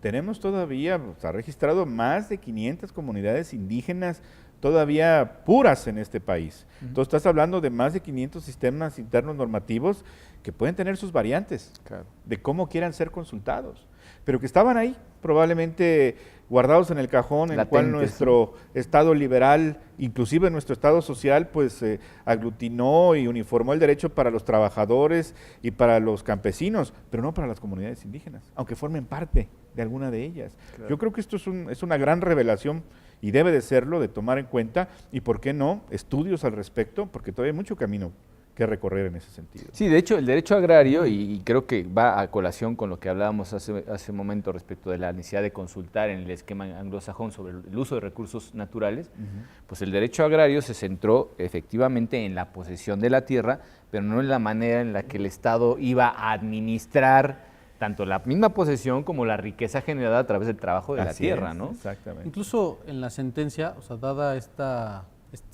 la poca regulación que existe en torno a este derecho y desafortunadamente el desconocimiento que tienen muchas autoridades en torno a ello, se realiza un amplio estudio acerca precisamente del derecho a la consulta a fin de otorgarles a las autoridades y en general a las personas que acudan a las sentencias de este tribunal una visión basada, como dice Virgilio, principalmente en tratados internacionales, en observaciones de comités y comisiones internacionales y sobre todo en las relatorías de de los altos comisionados de las Naciones Unidas para los pueblos y comunidades indígenas, los principios, los requisitos, los elementos mínimos que las autoridades deben considerar pues para hacer efectivo este derecho. Claro, así es. Claro. Sí, y yo creo que al final de cuentas, pues más o menos podemos entender la importancia de la consulta gracias a todo lo que se ha vertido aquí. La cuestión fundamental también tiene que ver con la metodología, porque entiendo que en este caso particular del que estamos hablando, pues el Instituto Electoral, después de tratar de darle la vuelta de alguna manera a la cuestión de finalmente empezar a organizar los actos preparatorios, como se denominan, para las elecciones por sistemas normativos internos, pues al final hace específicamente lo que tú nos señalabas, ¿no? Pues yo ya me sé la metodología y yo aquí la aplico, voy, pregunto, y después les doy el ABC para que ustedes elijan. Cosa que no funciona así. Sí. Y la cuestión de los dineros también, ¿no? Que es algo que se menciona aquí y que también creo que es el meollo para, al final de cuentas, considerar como válidos los agravios planteados por los actores, porque dicen, bueno, pues ya dimos los primeros pasos, pero ahora espérate que no hay dinero. No hay dinero. y bueno, sobre ese tema me encantaría que justamente después de nuestro corte volvamos para explicar un poco qué es lo que se dice finalmente en la sentencia respecto de esto, ¿no? Volvemos con ustedes en un momento. Muchas gracias.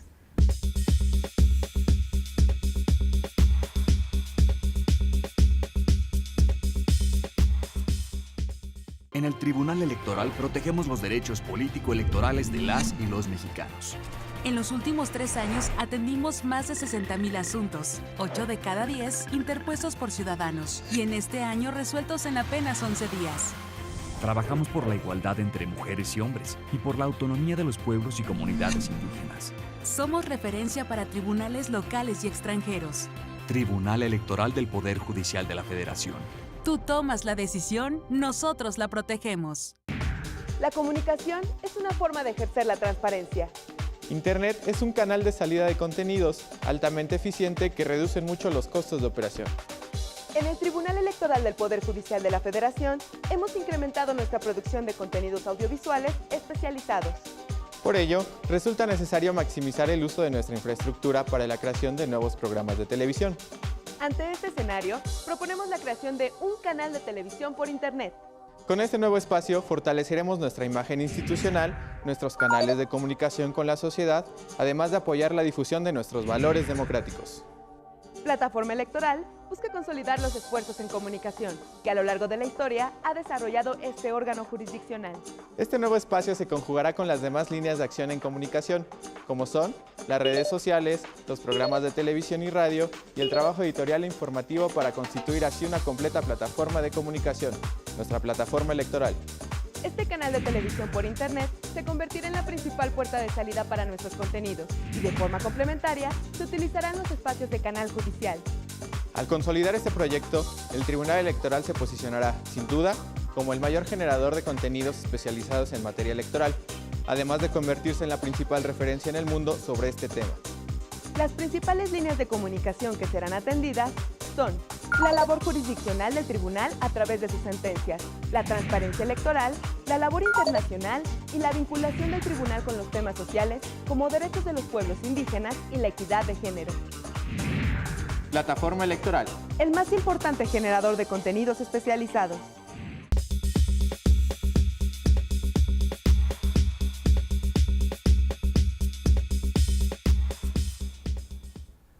Bueno, pues esta es la recta final, es nuestro último segmento del programa y me gustaría que finalmente nuestros invitados nos hablaran sobre dos cuestiones fundamentales y es primero, los efectos de la sentencia podríamos resumirlos en no solamente en el hecho de consultar, sino cómo vamos a consultar, cuál sería el paso siguiente que tendría que dar en este caso el Instituto Electoral. Y sobre todo que al final hay una cuestión que pues reservábamos, y lo decíamos ahora justo antes de entrar ahí nuevamente, que es que el Instituto Electoral, por el sostenimiento de una actitud, digamos, dilatoria del ejercicio de los derechos involucrados en este caso, pues al final de cuentas se le solicita al Instituto Nacional Electoral, y al final de cuentas, pues el Instituto Electoral, pues al final de cuentas, pues, no tiene la capacidad de que intervenga.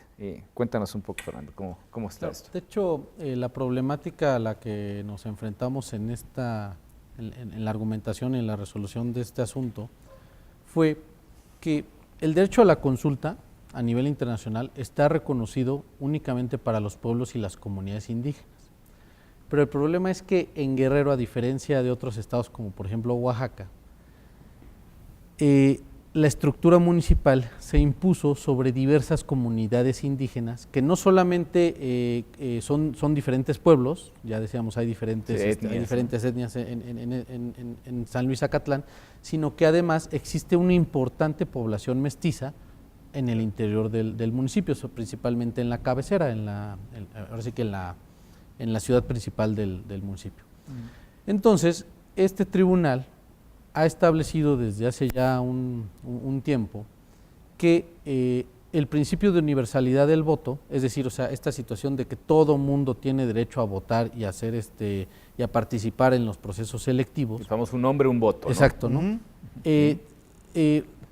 Existía la situación de que por un lado tenemos un derecho a la consulta que solamente corresponde a los indígenas, pero también tenemos un principio de universalidad del voto de que corresponde a todos los ciudadanos del municipio. Entonces, el instituto determina que solo se va a consultar a los integrantes de los pueblos y de las comunidades indígenas de San Luis Acatlán, pero el problema es que dejaba a un porcentaje importante de la población, alrededor del 40-45%, fuera de este esquema, fuera de este tema. Entonces, lo que determinó la sentencia fue realizar lo que técnicamente se denomina una ponderación, es decir, tratamos de conciliar ambos derechos, ambos principios, a efecto de lograr la maximización de ambos.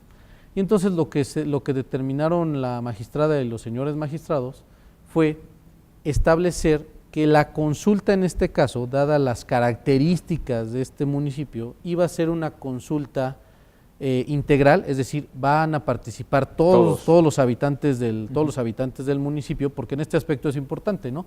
Es decir, o sea, en esta consulta van a participar tanto los ciudadanos mayores de 18 años como aquellos que en las comunidades indígenas puedan participar. Es decir, por ejemplo, en muchas comunidades indígenas las personas de 16 años que ya están casados pues, tienen los mismos derechos civiles y políticos que los mayores de edad. Los emancipados. Exacto, sería el símil de la figura de los emancipados, ¿no? Entonces, lo que se determinó en la sentencia es, va a ser una consulta integral, todos van a poder participar. Pero dado que existen precedentes a nivel internacional en donde si tú dejas que intervengan ciudadanos externos a comunidades indígenas en estos procesos, esto puede provocar que se vicien los resultados, es decir, que se afecten, porque aquí se debe considerar, o sea, a final de cuentas los indígenas tienen derecho a elegir a sus propias autoridades. Entonces, si nosotros permitimos que los mestizos determinen cómo van a elegir a sus propias autoridades los indígenas, pues estamos permitiendo que intervengan. Entonces, lo que hicimos fue que la consulta, los resultados fueran diferenciados. Es decir, lo que se busca es que cuando acudan las personas a votar, se autodefinan o no como indígenas. Es decir, se autoescriban. Y lo primero que van a hacer es preguntarle, oiga, ¿usted se autoescribe o no como indígena? Y entonces, un poco la idea de la sala superior es que existan dos urnas en la cual depositen los mestizos su voto y en otra urna depositen los indígenas su voto, a fin de que el Congreso del Estado, que sería el siguiente paso, es decir, o sea, una vez que ya tienen los resultados, estos resultados se sujetan, se someten al Congreso Estatal a fin de que él determine lo que corresponda. Y digo ahora sí para que los televidentes no se queden con que, bueno, ¿y qué es eso de que corresponda? Lo que pasa es que en nuestro país existen diferentes esquemas en los cuales, por ejemplo, está el esquema del estado de Oaxaca, ¿no? Donde un sistema autoexcluye al otro automáticamente, es decir, o sea, si te riges por un sistema normativo indígena, no te puedes regir por un régimen de partidos políticos. Pero también la Constitución permite que en este extremo, ¿no?, de los dos sistemas se puedan establecer situaciones de que concilien ambos sistemas, ¿no? Claro. Entonces, digo, la verdad, aquí sí ya es una cuestión hipotética, ¿no? Dependiendo de los resultados, el Congreso puede desde dividir el municipio, ¿no? Y decir, ¿sabes qué? O sea, que haya un municipio para mestizos y otro para comunidades indígenas, hasta puede determinar que pues, determinado número de regidores o determinado número de puestos se elijan por los sistemas normativos internos y otros se elijan por el régimen de partidos políticos, ¿no? O sea, existen múltiples respuestas, ¿no? La separación en la forma de organizar, digamos, el gobierno. Creo que en el estado de Oaxaca se da más quizá que en ningún otro lado del país, en el que existen las autoridades internas, es decir, aquellas que evidentemente representan de acuerdo a los sistemas normativos de los propios pueblos y comunidades indígenas a esos grupos poblacionales, y que conviven a su vez con las autoridades, digamos, tradicionales del sistema de partidos, ¿no? Sí. Existiendo además una comunicación y demás. Otra de las cuestiones que decíamos sobre la sentencia y que Virgilio también resaltó es que ya no se le encarga la organización de las elecciones al propio instituto local, al Instituto Electoral y de Participación Ciudadana del Estado de Guerrero, sino que la sentencia va mucho más allá. Y lo que dice, si el instituto está haciendo nugatorio tu derecho a la consulta, entonces solicitamos que vaya al Instituto Nacional Electoral a través del ejercicio de su facultad de atracción. Así es de estas nuevas facultades del Instituto Electoral, en este caso del Instituto Nacional Electoral, en el cual un asunto, vamos a decir, ya ni siquiera municipal, sino comunitario, lo hace nacional. Y es este posible conocimiento que tenga a través de estas dos facultades de asunción y de atracción, que pueda conocer y pueda resolver el problema que está sucediendo en este lugar. Interesante, y ahí se plantea el análisis o la recomendación que hace el tribunal. Será el INE en su momento quien determine bajo qué facultad va a hacerlo, y toda vez que la de asunción implica, pues desaparezco de momento el Instituto Electoral, por así decirlo, lo hago a un lado, yo me encargo de todo, o la de atracción de ciertas cuestiones las voy a hacer desde el centro.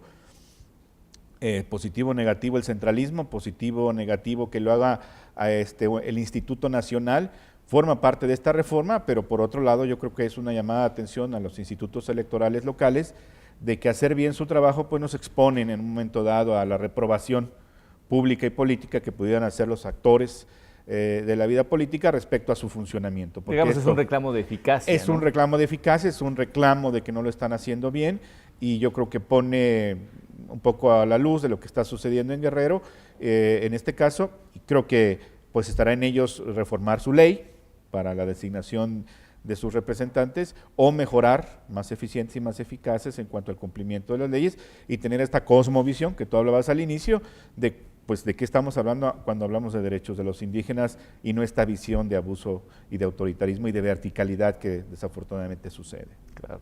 Ya por último y de manera muy breve, Fernando, ¿nos podrías contar cuál fue efectivamente la orden que se le dio finalmente a las diferentes autoridades que estaban involucradas en este proceso? Pues básicamente se revocó el acuerdo y se ordenó a la autoridad emitir un nuevo acuerdo en torno a en torno a la realización de la consulta, en donde se le diera una participación efectiva a todas las comunidades y pueblos indígenas. Es decir, en la elaboración de este acuerdo va a ser una situación de consenso, de negociación, o sea, que va a ser un aspecto importante, y además que se realice una consulta integral pero diferenciada. Si me permites un comentario final, a mí esta sentencia me encanta porque los que vinieron a defender a los mestizos, que no se les iba a permitir votar porque el instituto así lo había determinado, fueron precisamente los indígenas. Claro. O sea, en una situación que uno considera extraordinaria, ¿no? Extraordinaria, que uno no entiende, pero sabes que y esto creo que es una insistencia del magistrado presidente, los alegatos son un elemento trascendental, claro, en este tribunal, y más en estas cuestiones indígenas. Nosotros lo entendimos cuando vino el actor, y entonces precisamente le preguntamos, oiga, pero ¿por qué pidió esto, no? O sea, pues esto le beneficiaba, ¿no? Pues ahora sí que si todos los indígenas votan, pues ya ganó, ¿no? Y yo creo que en un gran reconocimiento a los pueblos y a las comunidades indígenas y a los actores, él nos comentó, porque yo conozco lo que es la exclusión. Claro. Yo he vivido la discriminación. Y entonces entiendo perfectamente las consecuencias de excluir a una gran parte de la población de los resultados. Y entonces por eso yo quiero que todo mundo pueda intervenir.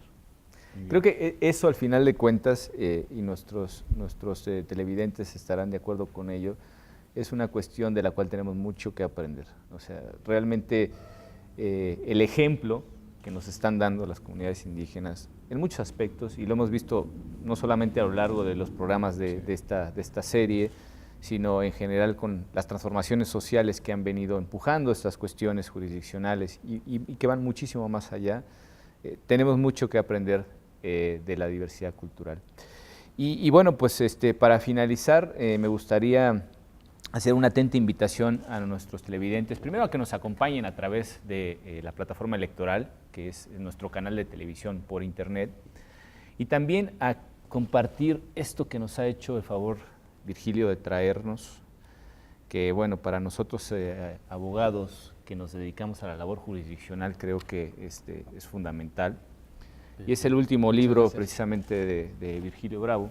Muchas gracias. Es método de caso jurisprudencial, que nos habla además de los diferentes enfoques de interpretación del marco normativo, pero también de cómo argumentar esas cuestiones, ¿no? Así es. Pues sí, me quedo mucho con estos programas, Pedro, que tú encabezas, cuando hablamos que las sentencias tienen que ser didácticas, que las personas que no tienen conocimientos jurídicos les quede claro el sentido de las resoluciones, el sentido de las sentencias, y acercarlos de alguna manera a la justicia a través de una metodología científico-social, más que una opinión, a una metodología que existe, que está ahí, es el estado del arte del derecho, no lo digo yo, hay diversos autores en todos los tiempos, de todas las escuelas jurídicas, y aquí trato de agruparlos, de ordenarlos, de tal manera que le puedan servir el día de mañana a alguien que quiera interpretar una resolución administrativa o judicial, pues tener una base metodológica, usarlo como una guía, usarlo como un cuaderno de trabajo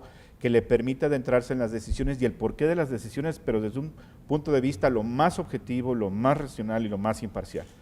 Veo cuando se alaba sin ton ni son una sentencia, pero también veo cuando la descalifican sin ton ni son. O sea, y yo creo que no es justo.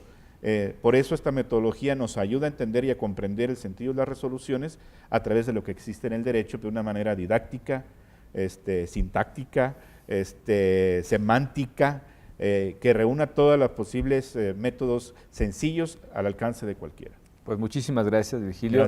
Gracias por supuesto a Fernando, que como siempre, como gran compañero y además un gran secretario, que ahora además es secretario instructor de la ponencia del magistrado presidente.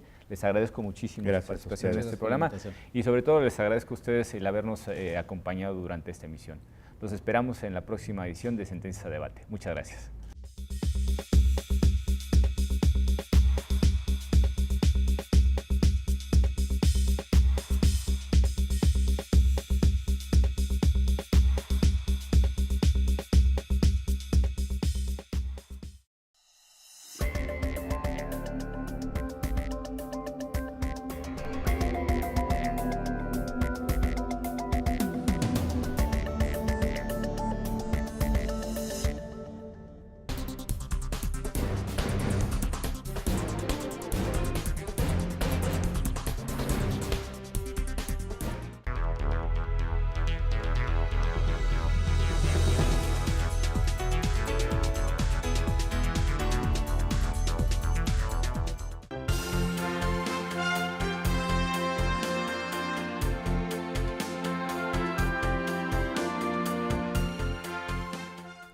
Yo soy Eduardo Alcalá y les doy la bienvenida a Aporte Global, el espacio informativo en donde conoceremos la labor del Tribunal Electoral del Poder Judicial de la Federación en el mundo. En esta primera emisión abordaremos las actividades que desarrolla nuestro órgano jurisdiccional a través de la coordinación de relaciones con organismos electorales, área encargada de la vinculación externa tanto en el territorio nacional como en el extranjero. La COROE realiza tareas asociadas a las actividades electorales que son comunes en la esfera global, a partir del estudio de buenas prácticas, experiencias exitosas, análisis comparado y acciones de cooperación en materia de impartición de justicia electoral. Dentro de estas acciones se encuentra el diseño, organización y participación en espacios de reflexión y discusión materializados a través de talleres, conferencias, congresos y foros internacionales con expertos y expertas en donde se examinan los retos compartidos y la solución a problemas y necesidades comunes. También participamos de manera activa en la observación electoral internacional, una de las tareas más robustas que realiza el Tribunal Electoral tanto en América Latina como en otras partes del mundo. Con lo anterior, hemos contribuido a incrementar la presencia internacional de la justicia electoral mexicana, no solo compartiendo elecciones, sino también sometiéndonos al escrutinio de nuestras contrapartes como un ejercicio de mejora continua. Un excelente ejemplo de esto fue la celebración de la 6ª Conferencia Iberoamericana sobre Justicia Electoral, evento coorganizado con Idea Internacional en donde participaron 22 autoridades electorales, y cuyo propósito fue refrendar el compromiso de los órganos jurisdiccionales en América Latina en su ferviente labor por proteger la integridad de los procesos electorales. Los análisis y reflexiones durante este evento giraron en torno a las siguientes temáticas: transparencia, la protección de los derechos político-electorales de los grupos en situación de vulnerabilidad, equidad de género y fortalecimiento a la labor jurisdiccional. A continuación, los dejamos con las participaciones de las magistradas y los magistrados, tanto de la Sala Superior como de las salas regionales y los tribunales electorales estatales, así como la participación del doctor Daniel Sobato. Han transcurrido 5 años desde que se celebrara la primera conferencia de Santo Domingo, que vio nacer una fructífera tradición de intercambio de conocimientos y experiencias, con el afán de traducirnos en incentivos para el mejoramiento de nuestras prácticas democráticas. La celebración de este evento internacional no puede ser más oportuna para México. Nos encontramos en los albores de una profunda renovación del sistema político electoral y frente al reto que nos plantea el proceso electivo que iniciará el próximo mes de octubre. La implementación eficaz de las referidas modificaciones orientará el desarrollo de nuestro sistema, en el que los principios de sufragio universal e igualdad política se mantendrán como ejes rectores de la convivencia, con apego irrestricto a los estándares de la Comunidad de Naciones que han reconocido sus necesidades para alcanzar la integridad democrática.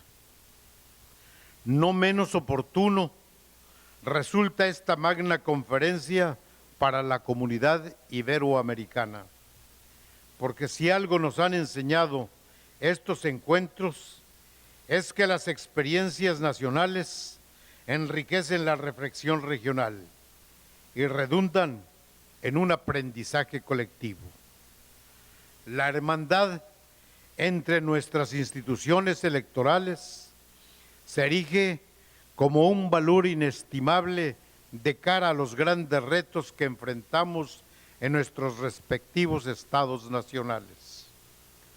Tenemos la alta misión de conducir el relevo pacífico de los cargos de elección popular y de asegurar el pleno disfrute de los derechos cívicos de la ciudadanía. Así, las instituciones que representamos constituyen factores reales para la gobernabilidad y estabilidad social de nuestras naciones. Amigas y amigos de Iberoamérica y el mundo, estoy convencido de que la cooperación institucional, los esfuerzos recíprocos y la convicción que nos anima a abrazar valores comunes cumplen la función de fortalecer los cimientos civilizadores de nuestro continente. El día de hoy contamos con representantes de 24 países de Iberoamérica y el mundo, con la única misión de promover la integridad democrática entre nuestras naciones. Bien dijo el célebre filósofo y ensayista español José Ortega y Gasset, abra comillas: nada de lo que da la civilización es el fruto natural de un árbol endémico. Todo es resultado de un esfuerzo. Solo se aguanta una civilización si muchos aportan su colaboración al esfuerzo.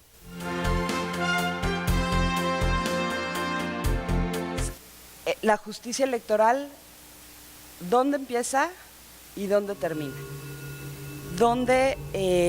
¿Cuándo vamos a lograr elecciones con integridad? ¿Y qué papel juega la justicia electoral en la integridad electoral? Esta obra me parece sumamente útil para continuar en este esfuerzo que estamos haciendo todos sobre justicia electoral con integridad, y no me dejará mentir Daniel, pero justo ayer conversábamos que tenemos que trabajar en eso, que tenemos que escribir sobre eso, que tenemos que seguir construyendo todos juntos, y más América Latina, el Caribe, que somos este continente quienes tenemos las prácticas, las buenas prácticas y prácticas más ricas, y errores también que nos han llevado a seguir construyendo. Muy concretamente, por lo que menciona o me pide Daniel que abunde un poco, que son los principios de independencia, imparcialidad e integridad, aun y cuando el caso concreto se refiere a México, a los modelos o sistemas para integrar a las autoridades electorales, concretamente jurisdiccionales electorales, y el desempeño de las mismas, son principios que aplican a todos nosotros. Y el confrontar a nuestras instituciones desde que son diseñadas, concebidas también en un marco constitucional, legal, reglamentario, pero también los resultados que son las sentencias y la ejecución de las mismas, confrontada toda esta actividad a la luz de estos principios, me parece un ejercicio muy útil y sobre todo a la luz de reformas electorales que varios de nuestros países frecuentemente enfrentamos. Y no lo digo en el capítulo, pero creo que bien valdría la pena también incluir los déficits o los obstáculos con los que se enfrentan los hacedores o diseñadores de las instituciones para lograr o mantener estos estándares internacionales o buenas prácticas. Y haciendo un ejercicio, por ejemplo, el de la independencia, el principio de independencia. Bueno, tan sencillo, reflexionar sobre cómo se autoriza el presupuesto de la institución jurisdiccional electoral o administrativa electoral. Que me pregunto es cuál es el papel de un juez, y fundamentalmente de un juez electoral en una democracia. Y permítame ponerlo del lado mexicano. ¿Cuál es el papel de un juez electoral en una democracia que se construye y se destruye día a día? Una democracia que lucha por serlo. Así observo la democracia mexicana de manera muy respetuosa. ¿Cuál es el papel de un juez constitucional en una democracia absolutamente consolidada? No sé si aquí estemos los panelistas de algunas naciones que tengan democracias absolutamente consolidadas. Eso es algo que ustedes saben mucho mejor que yo, pero ese no es el tema. Fundamentalmente creo que este es el debate que yo les quiero proponer a partir de la independencia judicial. Y creo que el papel de un juez electoral en una democracia en ciernes es pues favorecer a su consolidación. Este es el verdadero rol de un juez. ¿Cómo hacemos para generar democracia y una vez generarla a través de nuestra jurisprudencia, nuestros criterios de interpretación, hacer que prevalezca la democracia? En muchos países de la región, permítanme ponerlo en estos términos, observamos la complejidad que representa la preservación de los estándares democráticos, la preservación de las instituciones democráticas y, por lo tanto, la preservación de las figuras democráticas o de las decisiones democráticas que tomamos en la región. Y creo que nuestro papel es preservar a toda costa la democracia, pero ¿cómo se preserva la democracia? Es un tema que se dice fácil y que es muy complejo, y es de lo que yo quiero reflexionar solo unos minutos con ustedes. Creo que el otro papel que tenemos los jueces electorales en nuestros sistemas constitucionales es cerrar la brecha entre la sociedad y la judicatura. Eso creo que también es fundamental. Escuchaba con mucha atención al representante de Santa Lucía y creo que él nos hace un llamado a este segundo posicionamiento de la función de los jueces electorales, que es cerrar la brecha entre la sociedad y la judicatura, concretamente cerrar la brecha entre sociedad y justicia. Si no, creo que nuestro debate, pues desde el nivel teórico, puede ser extraordinario. Hay países que tienen unas prosas constitucionales en materia de protección de derechos humanos que son verdaderamente envidiables. Hay países que tienen unas prosas en materia de desempeño orgánico del Estado envidiables, pero pues si no tienen jueces constitucionales que peleen día a día por la preservación de independencia e imparcialidad judicial, pues creo que la prosa constitucional pues nos queda muchísimo a deber. Y esto es lo que en México, por lo menos desde la visión de un servidor, pues luchamos día a día los jueces constitucionales, tanto de la Suprema Corte de Justicia de la Nación como del Tribunal Electoral del Poder Judicial. Pero ¿cómo se lucha y cuáles son los instrumentos? Y solo hacerles a ustedes algunas reflexiones fundamentales. Estamos ante dos cambios esenciales en el orden jurídico mexicano. El primer cambio esencial desde la Constitución es una reforma que tuvimos en junio del 2011 a nuestro orden constitucional, concretamente al artículo 1 de la Constitución Política de los Estados Unidos Mexicanos. Y ese artículo 1 lo que determinó en la perspectiva de muchos juzgadores solo es hacer énfasis, redimensionar nuestro bloque de constitucionalidad. Determinó que todas las autoridades en el Estado mexicano, todas, en el respectivo ámbito de sus competencias, debemos favorecer en nuestra interpretación a la hora de decidir asuntos la protección más amplia de las personas en materia de derechos humanos.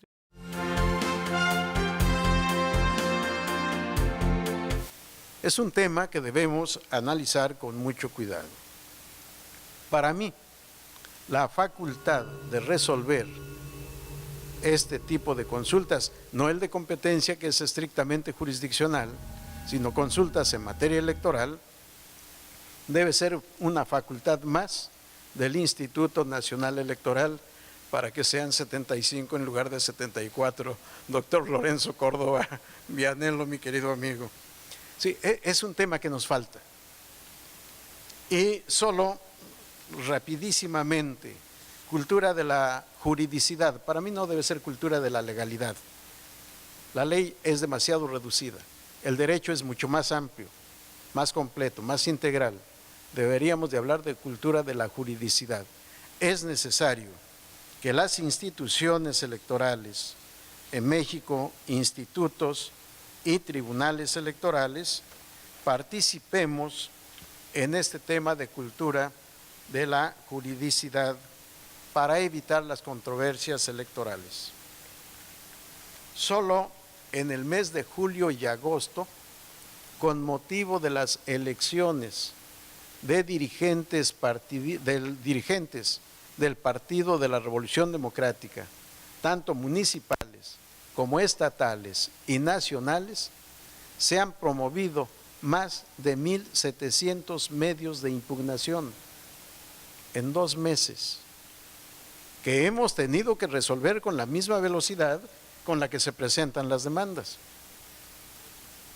La cultura de la juridicidad seguramente nos llevaría a evitar estas complicaciones, no por no trabajar, sino para evitar controversias y hacer de las elecciones, tanto constitucionales como intrapartidistas, ejercicios verdaderos de democracia, creíbles, confiables y cada vez menos impugnables. Gracias por su atención.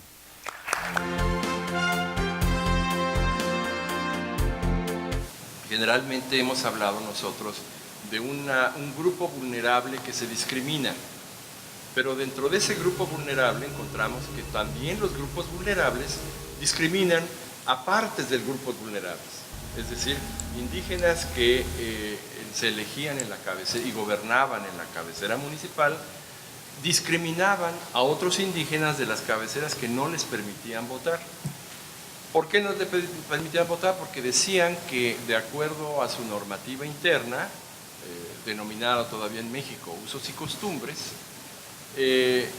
las personas tenían que votar siempre y cuando aprobaran o acreditaran haber participado en un trabajo colectivo que en Oaxaca se llama tequio. Es decir, todos los miembros de una comunidad indígena tienen que hacer trabajo en favor de la comunidad gratuito. Y no hay otra manera porque después de hacer ese trabajo ya tendrían las credenciales suficientes para poder optar por gobernar a la comunidad. El que no haga ese trabajo comunitario o tequio no tiene la capacidad jurídica para poder votar y ser electo.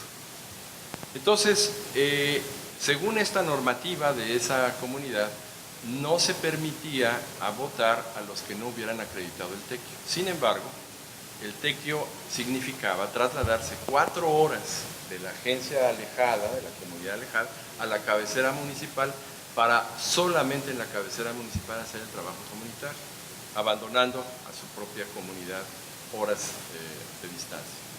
Por supuesto, no habían acreditado el tequio y por lo tanto no podían votar ni ser electos. Entonces se les discriminaba y se les dejaba fuera de sus derechos políticos. También en esta comunidad, y eso fue lo que más me llegó a mí en lo personal como miembro de la sala, que no se dejaba votar a las personas mayores de 60 años. Porque bueno, no tenían la capacidad física para poder trasladarse y hacer el trabajo comunitario. Pero bueno, pues hay algunos que tenemos esa edad o apenas vamos a empezar a tener esa edad y nos sentimos capaces para trabajar. De tal manera que había una serie de cuestiones que se comprometió el concepto de universalidad del voto. Las comunidades, al ejercer sus derechos políticos, necesitan hacerlo todos y cada uno de ellos. Un hombre, una mujer, un voto.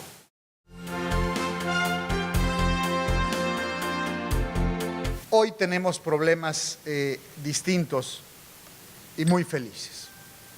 Hoy lo que parece una obviedad, los derechos político-electorales y el derecho de acceso a la información, para hablar de transparencia, son considerados derechos fundamentales. Todos lo sabemos, todos lo asumimos, lo tenemos así reconocidos en nuestras cartas, son tutelables ante tribunales constitucionales. El viejo principio de una persona, un voto es hoy una realidad, pero ha costado muchísimo trabajo y muchísimo tiempo llevarnos ahí. Fue una progresión institucional, normativa y orgánica que costó muchísimo trabajo y me parece que seguimos comprometidos con esta transición cultural a la democracia porque no todos actúan o piensan igual. El Tribunal Electoral del Poder Judicial de la Federación es un tribunal constitucional que tutela estos derechos fundamentales. Es fácil decirlo, incorporarlo a un discurso, pero déjenme darles algunos datos. Esta integración del Tribunal Electoral, la Sala Superior y las 5 salas regionales han resuelto 110,000 asuntos en menos de 8 años. Tenemos una justicia o una democracia altamente justicializable porque pues tenemos aquí en la región políticos aguerridos, ¿no? Decía Luis López Guerra, como ustedes saben, magistrado del Tribunal Europeo de Derechos Humanos, que en todos los litigios, o en la gran mayoría de los litigios, suele haber alguien de mala fe. El deudor que no le paga al acreedor, el delincuente que le inflige un daño a la víctima, el patrón que despide injustificadamente a un trabajador. El problema es que en derecho electoral, dice el magistrado López Guerra, las dos partes suelen ser de mala fe. Es decir, el que pierde dice, no, vuelve a contar, déjame ver, el otro gastó más, llevó gente a las mesas de casilla, hizo algo y en realidad yo merezco ganar. La justicia tiene la dificultad o el cometido de buscar la objetividad en sus resoluciones. Y para nosotros eso es muy difícil, y si bien lo conseguimos, digo que es difícil porque no hay nada más subjetivo en la vida que la política. Claro, el amor, pero nuestra labor no es tan grata, ¿no? Juzgamos otra cosa más aguerrida. Y déjenme hablar de transparencia. Tenemos o somos un tribunal de puertas y ventanas abiertas, y tampoco es una frase. Esta integración del Tribunal Electoral ha recibido 5.124 solicitudes de acceso a la información, de información propia del mismo tribunal. Y solo hemos recibido 43 recursos de revisión contra información no proporcionada, y de estos 43 recursos, el 90% es porque la información no existe, es decir, lo entregamos. Ahora bien, 5.000 solicitudes son pocas para la cantidad de consultas vía electrónica que se hacen. Tenemos una página de internet amigable. Tan solo en 2013 tuvimos 1.483.500 visitas al portal, con un tiempo promedio de navegación de 6 minutos 41 segundos, y se descargaron 103.608 documentos. El 90 y tantos % de ellos son sentencias. Nuestras sesiones son públicas, las sentencias están en internet en 24 horas.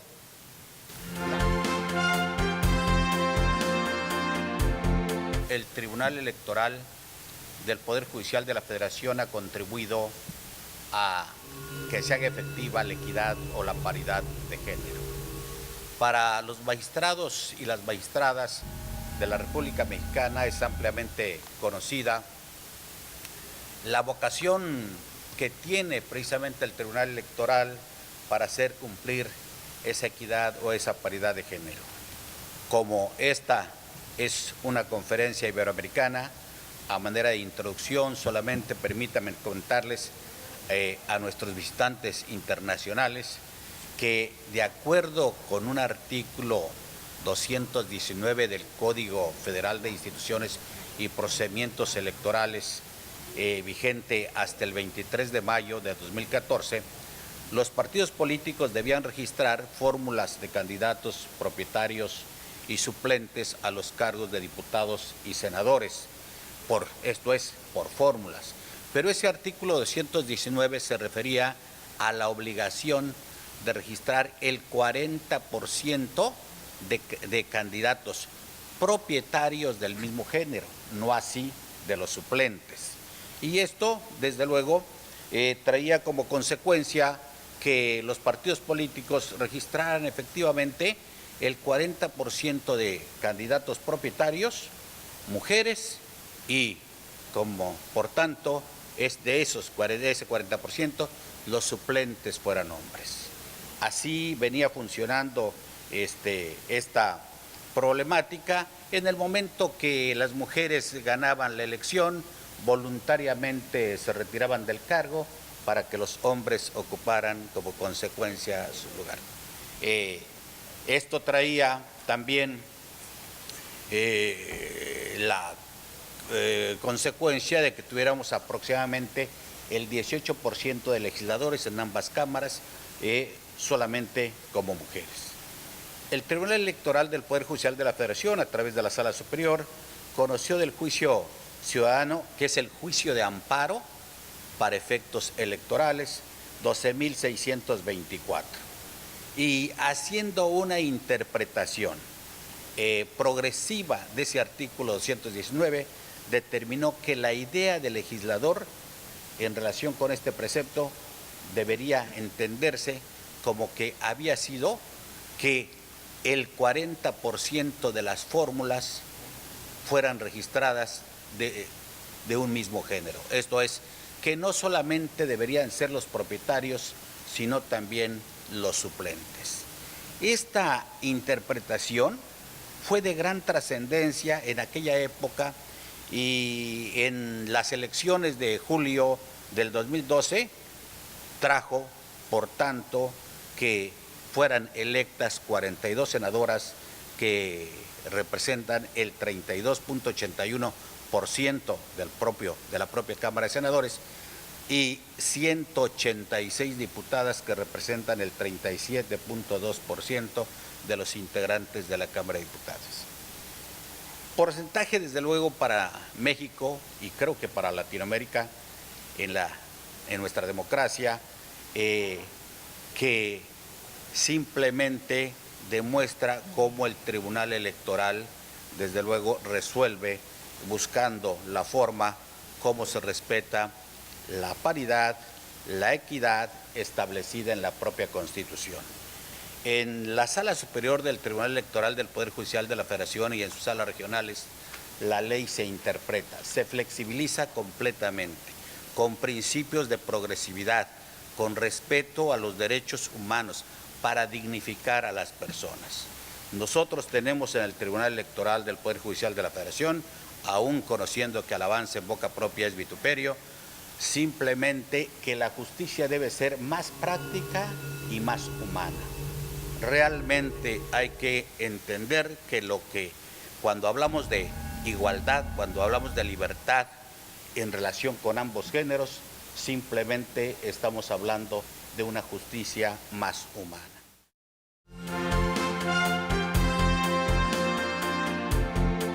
La justicia electoral enfrenta hoy nuevos y viejos desafíos, tanto en lo interno como en lo internacional, como en lo externo.